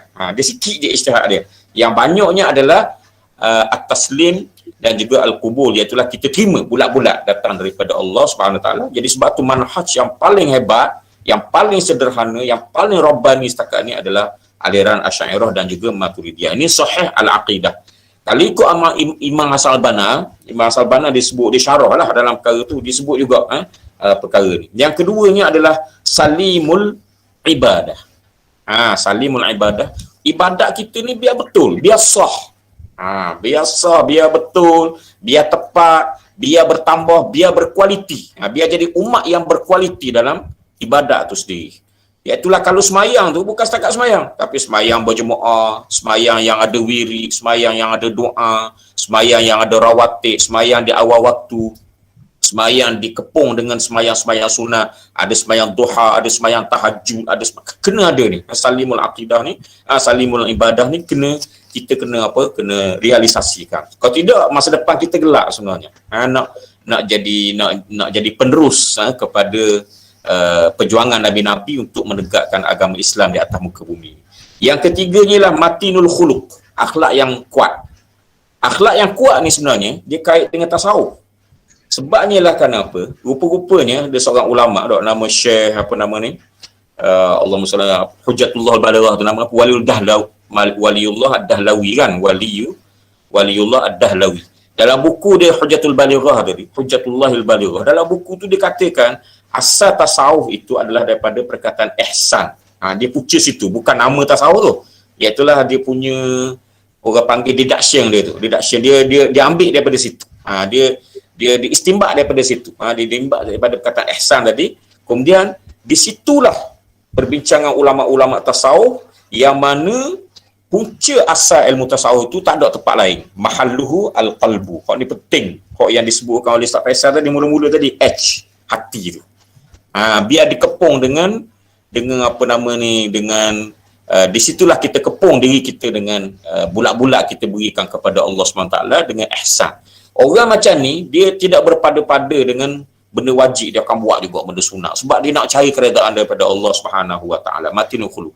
Dan kesan dia pada akhlaknya ialah apabila orang yang hubungan dia kuat dengan Allah, mahabbatullah, dia akan mahabbatun nas, dia akan mahabbatul khuluq al-azim, dia akan mahabbah ni maksud dia akan sayang kepada akhlak yang baik. Apa yang Allah Ta'ala sayang, dia akan sayang. Apa yang Allah Ta'ala benci, dia akan benci. Jadi sebab tu dia akan menyebabkan apa? Allah Ta'ala suka sangat kita tolong orang miskin. Allah Ta'ala suka sangat kita tolong orang anak yatim. Dia akan buatlah benda-benda tu semua. Jadi sebab tu inilah yang diabadikan oleh Rasulullah di peringkat sebelum hijrah. Iaitulah ayat-ayat turun tu apa? Ayat turun tu banyak. Buat baik kepada kedua ibu bapa, hormat kepada kedua ibu bapa, beri makan kepada orang miskin. Sebab nak semaikan ihsan tadi supaya dia bukan setakat dipelajari tapi dihayati. Sekarang ni mungkin tasawuf kita dipelajari, bukan dihayati. Tapi tasawuf yang Islam nak ni adalah dihayati. Sebab tu orang tasawuf sendiri pun, dia tak sedar dia ada tasawuf. Orang tasawuf sendiri pun mungkin dia ada yang dipelajari tapi belum dihayati. Jadi sama-sama kita gerakkan balik ihsan tadi yang menjadi punca masdar kepada gerakan matinul khuluq ini. Kemudian yang keempatnya muthaqatul fikri. Otak kita ni biar bijak, biar orang panggil apa? Biar banyak ilmu. Serba-serbi tahu. Perkembangan politik tahu.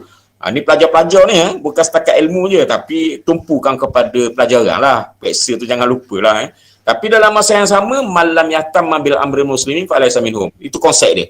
Kita kena tahu suasana ekonomi di Malaysia, ekonomi dunia, COVID ni macam mana, apa beza di antara vaksin ni. Kemudian politik semasa apalah. Kita kena tahu. Tu muthaqaful fikri. Dan kita kena belajar. Sokan-sokan pun kita kena tahu juga apa perkembangan sokan, apa perkembangan pra-Olimpik di Tokyo dan sebagainya. Muthaqaful fikri. Otak kita ni sentiasa berjalan dengan maklumat semasa dan juga yang lama. Jadi kena kuat membaca buku. Baca buku dengan sentiasa baca buku. 100 helai sehari ke apa, kena baca buku. Itu penting. Yang kelimanya lah qawiyul jismi. Kita kena kuat tubuh badan kita. Kita kena sihat. Sebab tubuh badan kita ni bukan hak kita, hak Allah. Jadi kita terima amanah. Sebab tu kita kena bersokan, kita kena jogging, kita kena cari jalan supaya kita dapat jaga amanah Allah ni. Sebab tu haram hukum dia, saya ambil parang, saya potong tangan saya. Sebab apa? Tangan saya ni hak Allah. Yang Allah Ta'ala suruh saya gunakan untuk mengibadat kepada dia. Tak boleh. Sebab dia tangan. Sebab tu saya kena jaga kesihatan. Sebab tu kita kena orang panggil apa yang dianjurkan oleh kerajaan, vaksin lah apa semua. Kita kena ambil kira benda-benda tu. Penjagaan kesihatan tu kena penting. Ada masa bersokan. Sebab tu Nabi juga bersokan dan sebagainya. Kemudian qadirun alal kasbi, berdikari. Ni penting ni. Kalau pelajar-pelajar universiti tu ada latihan industri. Latihan industri tu maksudnya dia cari pengalaman bekerja tepat ni, jabatan-jabatan dan sebagainya, walaupun tak boleh gaji tapi cari pengalaman supaya ada qadirun alal kasbi, orang panggil ada jati diri, mampu untuk dibuang ke mana pun dia dapat menghasilkan sesuatu benda yang baik untuk diri dia. Yang ke berapa? Yang ke-7 munazzamus syu'un. Dia sentiasa tersusun, jadual dia tersusun. Ada slot masa baca buku, ada slot ibadat, ada slot untuk untuk bergaul dengan orang dan sebagainya, ada slot untuk mengajar dan sebagainya. Dia pandai susun masa dia. Kemudian harisul ala waqti, dia jaga masa dia sungguh-sungguh, tidak memukul janji, betul-betul dia buat apa yang dijanji dan sebagainya. Orang yang tersilap jaga waktu ni lah, antaranya disebutkan oleh seorang ulama ni, nama Syekh Rashid Ahmad Rashid dalam buku Al-Muntalaq. Yang disebut ialah Firaun. Firaun terlebih, sepatutnya dia beriman sebelum Firaun ni dia masuk Islam sebenarnya. Tapi pada masa tu alam muayyanah. Alam muayyanah ni maksudnya dia nyawa dah separuh ikan lah. Separuh ikan, panggil apa? Nyawa-nyawa ikan tau. Nyawa-nyawa ikan. Sampakah halpun ni orang panggil alam muayyanah. Masa tu dia katakan Firaun telah masuk Islam. Firaun telah masuk Islam dan dikatakan Allah Ta'ala balas bila dia kata masuk Islam tu. Allah Ta'ala kata apa? Dalam Quran disebut dalam surah dalam surah Yunus yang disebutkan maknanya dia dikatakan bahawa adakah kamu masuk Islam sekarang ni? Waqat apa? Ada sebut dalam Quran tu asaita min qabl, dia telah derhaka sebelum ni.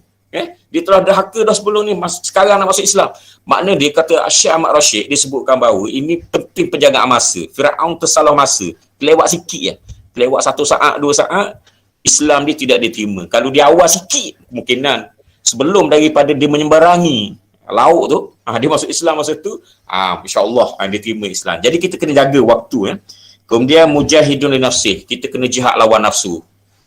Ni yang disebutkan oleh Ustaz Faisal tadi, buku Penawar Bagi Hati. Dia ada jaga mata, macam mana memelihara lidah, macam mana memelihara telinga. Ada 7 anggota kan disebutkan situ. Kebetulan saya mengajar takmir guna kitab tu. Okay? Jadi ini penting. Jadi sebab tu kita kata mujahidun nafsi. Bukan senang tu nak jaga tu. Dia kena ada jihadun nafsi. Jihadun nafsi ni bukan senang ni. Kadang hari ni berjaya, besok tak berjaya, lusa berjaya. Jadi sentiasa kena jihad lah. Yang terakhirnya adalah nafi'un li ghairi. Biarlah kita ni ada manfaat untuk orang lain. Kita ni adalah aktivis dalam masyarakat. Kita ni aktif dalam masyarakat, maksudnya ada kita memberi sumbangan yang terbaik kepada masyarakat. Bukan kita berkurung dalam rumah je. Kita ada saham kita dalam masyarakat.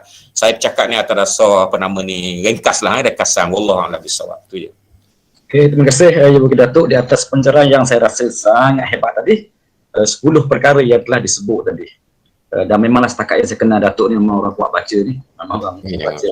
Dan bila sebut kita yang dikala Syekh Waliullah Dalawi tadi pun saya pernah baca kitab tu, tapi dia bahasanya agak susah lah.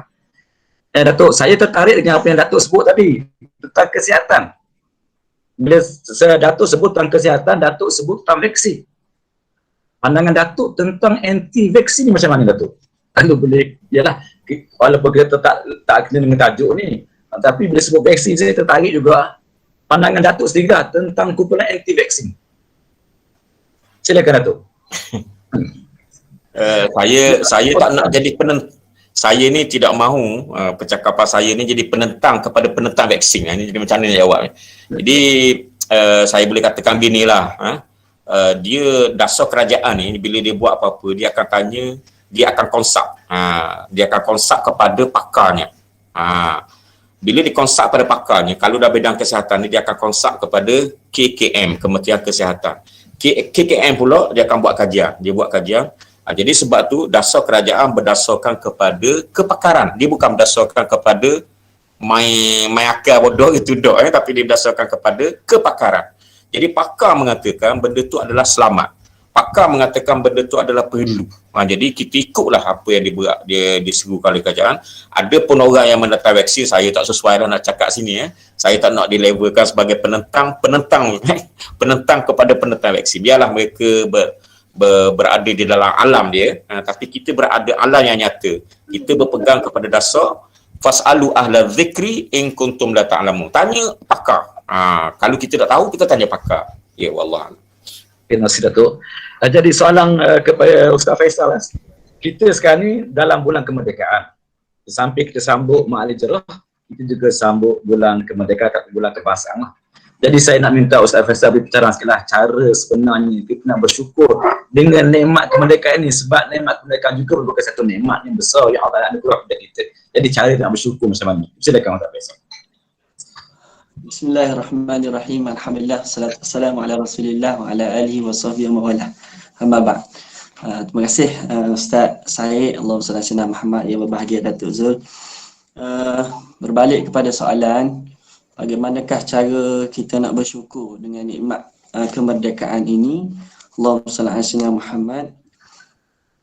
Yang pertama sekali, Allahumma salli ala Muhammad ni yang dipesan oleh guru lah, saya kongsi, mudah-mudahan dapat manfaat insya-Allah. Pertama sekali, Allahumma salli ala Muhammad, kita mesti bersyukur dengan hati. Ini yang pertama sekali. Bagaimana cara kita nak syukur? Syukur yang pertama ialah syukur menggunakan hati kita.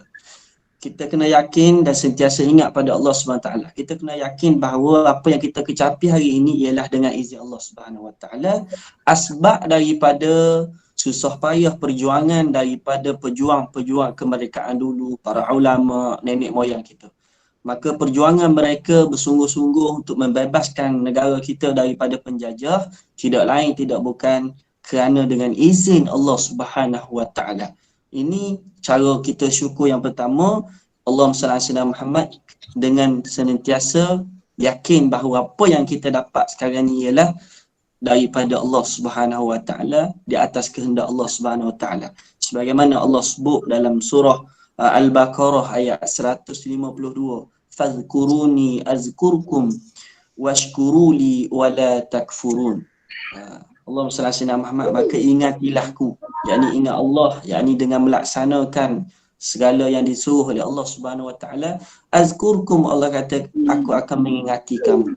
Allahumma salli ala Muhammad. Dan Allah sebut lagi washkuruli, syukurlah dengan segala nikmat yang telah diberikan oleh Allah Subhanahu Wa Taala, wala takfurun, jangan mengingkari setiap nikmat yang telah diberikan oleh Allah Subhanahu Wa Taala.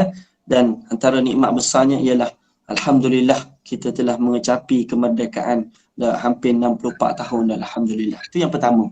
Kenapa? Kerana orang yang syukur dengan hati ni dia akan senantiasa tenang. Orang syukur dengan hati dia akan sentiasa redha setiap apa yang diberi oleh Allah Subhanahu Wa Taala. Allahumma salli ala Muhammad. Orang syukur juga dia akan lihat setiap apa yang diberi oleh Allah SWT ni ialah satu benda yang besar. Walaupun yang dia dapat tu kecil, tapi orang yang sentiasa ingat Allah, syukur ni, dia akan nampak walaupun benda tu kecil tapi besar bagi dia. Sebab apa? Sebab ini pemberian daripada Allah SWT. Itu yang pertama. Yang kedua, secara ringkas pada malam ni Ustaz, Allahumma salli ala Muhammad. Bagaimana kita nak syukur dengan nikmat kemerdekaan ini ialah dengan lisan. Ini yang disebut Allahumma salli ala Muhammad, dengan lisan. Kena senantiasa kita puji Allah Subhanahu Wa Taala. Juga Allah sebut dalam surah Ad-Duha ayat yang ke-11, wa amma bi ni'mati rabbika fahaddis. Adapun nikmat Tuhan kamu itu khabarkan. Alhamdulillah ya Allah, ceritakan. Allahumma salli ala Muhammad. Dan kita cerita bagaimana nikmat yang telah kita dapat ni tidak lain dan tidak bukan menggunakan mulut kita, kita cerita pada anak-anak kita, pada para pelajar. Allahumma salli ala Muhammad, tentang apa yang kita kecapi ini segala-galanya kerana Allah Subhanahu Wa Taala. Sebab tu banyakkan zikir. Kita syukur nikmat merdeka ni, sebut sama alhamdulillah, Allahumma salli ala Muhammad, berkat perjuangan baginda, Allahumma salli ala Muhammad. Sentiasa kita ulang zikir ni. Kenapa? Allahumma salli ala Muhammad. Banyak sangat nikmat yang Allah beri pada kita. Surah Ibrahim ayat yang ke-30, Allahumma salli ala Muhammad, 34 kalau tak silap. Surah Ibrahim ayat yang ke-34, Allah Ta'ala sebut wa in ta'uddu ni'matallah la tuhsuha. Allahumma salli ala sayyidina Muhammad. Kalau nak hitung nikmat ni secara tidak terhitung. Kita duduk di negara yang sangat saat ini aman damai, kita jagalah insya-Allah sebaik mungkin. Dan kita sentiasalah Allahumma salli ala sayyidina Muhammad, basahi lidah kita, mulut kita dengan sentiasa zikir pada Allah SWT dan bercakap dan mengajak orang ke arah kebaikan insya-Allah. Dan yang terakhir secara ringkas pada malam ni, bagaimana cara kita nak syukur? Allahumma salli ala sayyidina Muhammad ialah mensyukuri dengan perbuatan dan tindakan. Ini yang terakhir, bagaimana kita kena pertama Allahumma salli ala sayyidina Muhammad amal dan bertindak melaksanakan apa yang Allah Subhanahu Wa Taala suruh keseluruhannya. Allahumma salli ala sayyidina Muhammad. Yang ketiga, bertindak kalau kita sayangkan negara kita, kalau kita sayang diri kita, bertindak meninggalkan segala apa yang mendatangkan kemurkaan Allah Subhanahu Wa Taala. Zina berleluasa sekarang, Allah sangat menyedihkan. Video lucah beribu-ribu, berbilion-bilion website, sangat menyedihkan anak-anak remaja kita yang terlibat. Perjudian dalam telefon, Allahumma salli ala sayyidina Muhammad. Ustaz, anak-anak remaja kita terlibat dengan judi tanpa sedar. Mereka bayar duit, main game dapat duit. Last sekali malas belajar. Anak-anak yang dengar pada malam ni, tolong sama-sama ingat Allahumma salli ala sayyidina Muhammad. Kita nak redha Allah, kita nak rahmat Allah supaya bala jauh daripada negara kita. Kita tinggalkan segala maksiat. Yang lelaki sama lelaki berleluasa disebut sebagai gay. Na'uzubillah min zalik.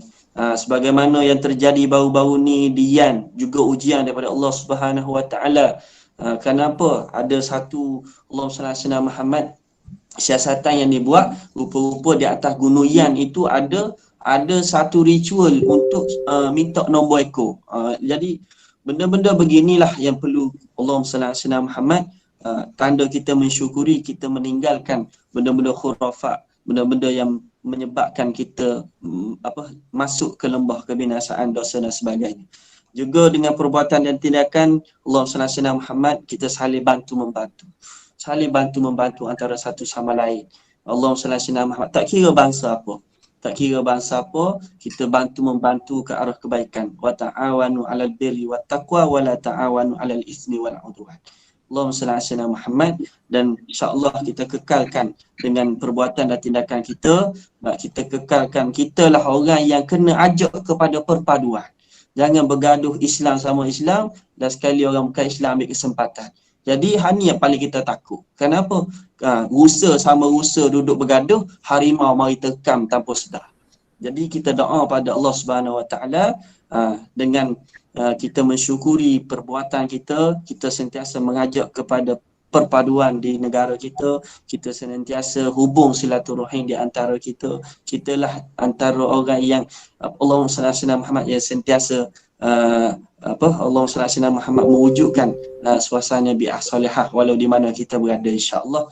Mudah-mudahan negara kita kekal aman dengan mudah-mudahan Allahumma salli ala sayyidina Muhammad. Kita doa Allahumma salli ala sayyidina Muhammad, negara kita kekal dalam keadaan aman damai insya-Allah dengan cara kita mensyukuri menggunakan hati, yang kedua lisan, yang ketiga tadilah perbuatan dan tindakan yang saya boleh sebut secara ringkas pada malam ni insya-Allah. Wallahu taala a'lam. Terima kasih Ustaz Faisal di atas pencerahan tadi. Dan kita sebenarnya telah berada di penghujung masa, sebab saya sasarkan 10.45 tadi. Walaupun saya dimaklumkan ramai rakan-rakan ada soalan dan menyimpan soalan, dan kita simpan soalan ni lah. Mungkin kita bawa akan datang mungkin tahun depan ke atau penghujung tahun ini terpulang lah. Buat masa ni saya berdapat 6 bulan luang lah sebab masa kita agak suntuk Ustaz Faisal. Kemudian saya juga nak di penghujung sebenarnya ni saya nak mesilakan lah untuk Datuk Dr. Zul dan bagi Datuk Dr. Zul untuk membuat kesimpulan lah, kalau boleh 1 minit pun cukup dah saya rasa, ataupun lebih sikit lah. Kemudian kita pohon Datuk Dr. Azizul Kifli untuk baca doa penutup sikit sebelum kita berpisah. Sebab kita sebenarnya untuk makluman yang Datuk lah dan juga Ustaz Faisal, kita maklumatkan kita musim ni lah musim perkembangan modul kita sedang menyediakan modul perkembangan pembelajaran 2 kepada anak-anak kita. Tak bukan macam pressure lah, tapi macam pressure, tapi kita namakan pressure atas sebab-sebab tertentu. Jadi kita sebenarnya guru-guru kita pun masih sibuk tadi untuk menyediakan soalan dan seumpamanya lah. Jadi di penghujung Dr. Zul, sebelum kita berpisah lah, saya minta Dr. Zul buat sedikit gulungan lah, kita kata gulungan dan simpulkan kemudian bawa Dr. Zul untuk membaca doa selamat. Silakan. Okay. Bismillahirrahmanirrahim. Terima kasih pada Tuan Pengurusi. Saya boleh simpulkan bahawa hijrah ni adalah satu benda yang sangat penting lah dalam kehidupan kita. Dia bukanlah jauh sangat daripada diri kita. Sebenarnya dia berada dalam diri kita. Hijrah ni berada dalam diri kita. Adakah kita menggerakkan hijrah itu ataupun tidak? Saya sangat suka apa yang disebutkan oleh Ustaz Faisal tadi. Gerakkan hati kita ni dengan banyakkan berzikir kepada Allah SWT. Banyakkan berselawat kepada Nabi Muhammad SAW. Banyakkan berdoa, banyakkan sembahyang hajat, banyakkan amal-amal soleh secara orang panggil hubungan kita dengan Allah. Manjakan hubungan kita dengan Allah SWT. Murnikan lagi hubungan kita dengan Allah SWT. Jangan tinggal selawat kepada Nabi Muhammad SAW. Kalau boleh, orang kata waktu pagi 10 kali, waktu petang 10 kali. Apa salahnya 100 kali waktu petang, 100 kali di waktu pagi. Dan kalau boleh, apa salahnya 500 kali di waktu petang, 500 kali di waktu pagi. Begitu juga jangan tinggalkan duha. Kalau boleh banyak lagi selawat tadi. Kalau boleh sampai 1000 kali, 3000 kali. Boleh, insya-Allah kita boleh berubah dan kita boleh berhijrah ke arah tersebut. Yang keduanya, banyakkan sembahyang sunat. Antaranya sembahyang sangat-sangat penting ni adalah sembahyang tahajud. Jangan tinggal sembahyang tahajud. Walaupun hanya 2 rakaat. 2 rakaat apa tak apalah, saya cakap rekah je lah. Tak apalah, 2 rakaat ni sebenarnya boleh menggoncang dunia ni. 2 rakaat tu boleh. 2 rakaat tu boleh menggoncang dunia. Dia punya power dia tadi. Kalau seorang pelajar 2 rakaat, kalau 10 orang pelajar dah berapa rakaat, banyak pahala dah dia boleh kumpulkan pahala. Pahala tadi, dia sebenarnya pahala, kita buat pahala ni, dia bukan di akhirat je. Dia akan jadi gelombang atas dunia ni. Gelombang itulah yang menolak bala Allah tu. Bala Allah yang sebenarnya mungkin kita di Terengganu ni dah lama dah dapat bala. Tetapi gelombang orang buat baik tadi, orang buat baik pahala tadi, dia jadi gelombang, dia boleh menolak kejahatan tu. Itu penting tu. Ni kena buat kajian tu sebenarnya. Saya buat kajian ni berdasarkan kepada apa yang disebutkan oleh Said Qutb dalam Fi Zilalil Quran dalam surah Al-Ankabut. Tak payahlah, kedialah yang tu. Jadi itulah kesimpulan saya ni, iaitulah banyakkan hubungan kita dengan Allah. Bermula daripada hati, idza khasha'a qalbu hadza la khasha'atil jawarihuhu. Iaitulah apabila kita khusyuk dalam hati, maka anggota tubuh badan pun mulalah menggerakkan kekhusyukan itu. Dan menyebabkan kekhusyukan itu akan melebar, bukan setakat dalam semayang, tapi di luar semayang pun kita khusyuk pada Allah. Sentiasa ingin berdamping dengan Allah, berdamping dengan agama dan sebagainya. Bismillahirrahmanirrahim. Alhamdulillahirabbil alamin. Wassalatu wassalamu ala Rasulillah wa ala alihi wa sahbihi ajma'in. La ilaha illallahul halimul karim. Subhanallahi rabbil arsyil azim. Walhamdulillahi rabbil alamin. Nas'aluka mujibati rahmatik wa azaima maghfiratik wal ghanimata min kulli birr was salamata min kulli itsm. La tada' lana dhanban illa ghafartah wa la maridan illa syafaitah wa la hamman illa farajtah wa la daynan illa addaitah wa la mazluman illa nasartah wa la 'aiban illa satartah ولا جاهلا إلا علمته ولا ناسيا إلا ذكرته ولا ضالا إلا هديته ولا حاجة من حوائج الدنيا والآخرة إلا قضيتها يا أرحم الراحمين وصلى الله على سيدنا محمد وعلى آله وصحبه وسلم والحمد لله رب العالمين. تقبل الله. Amin ya rabbal alamin. Taqabbalallahu minna wa minkum. Taqabbal ya karim. Terima kasih. Jadi kita sebenarnya telah berada di penghujung kita ini. Jadi sebelum itu saya sebagai moderator lah, ini mohon kemaafan lah sekiranya ada kesilapan, terkhilaf bahasa dan seumpamanya sepanjang saya mengendalikan forum pada malam ini lah. Dan saya juga menyerahkan penghargaan lah yang tinggi kepada dua orang independen kita. Yang pertama bahagia Datuk Dr. Zulkifli Muda, mantan mufti kita, dan juga bahagia Ustaz Faisal. Walaupun saya dah sebut kenal lah, kita bersemuka seramanya ni kali pertama, walaupun saya juga pernah dengar nama sebelum ini. Alhamdulillah yang dapat bersama dengan kita, dan insyaAllah kita akan jumpa lagi pada masa yang akan datang insyaAllah sekiranya diberi kesempatan. Dan saya juga ingin berakankan terima kasih kepada jawatan kuasa forum ini yang sebenarnya telah mengambil masa beberapa hari sebelum ini untuk kita menjayakan program pada malam ini, Alhamdulillah. Dan juga semua yang terlibatlah, rakan-rakan guru PIBG, YDP, PIBG dan JK, jawatan kuasa sambutan bulan kemerdekaan, rakan-rakan guru, ibu bapa pelajar yang telah menjayakan. Sebab kalau tidak ada kesokongan semua pihak ini, maka forum yang kita rancang pada malam ini tak dapat berjalan dengan sempurna, alhamdulillah. Jadi saya sekali lagi memohon kemaafan kalau sekiranya ada kesilapan daripada pihak saya, dan saya memberi peluang kepada kepada Tuan Ketua lah untuk kalau ada sedikit apa ucapan nak sampai sebelum kita berpisah ini. Silakan. Assalamualaikum warahmatullahi wabarakatuh. Terima kasih kepada yang bagi Datuk lah sekali lagi, dan juga Al-Fadhil Ustaz Faizal di atas perkongsian.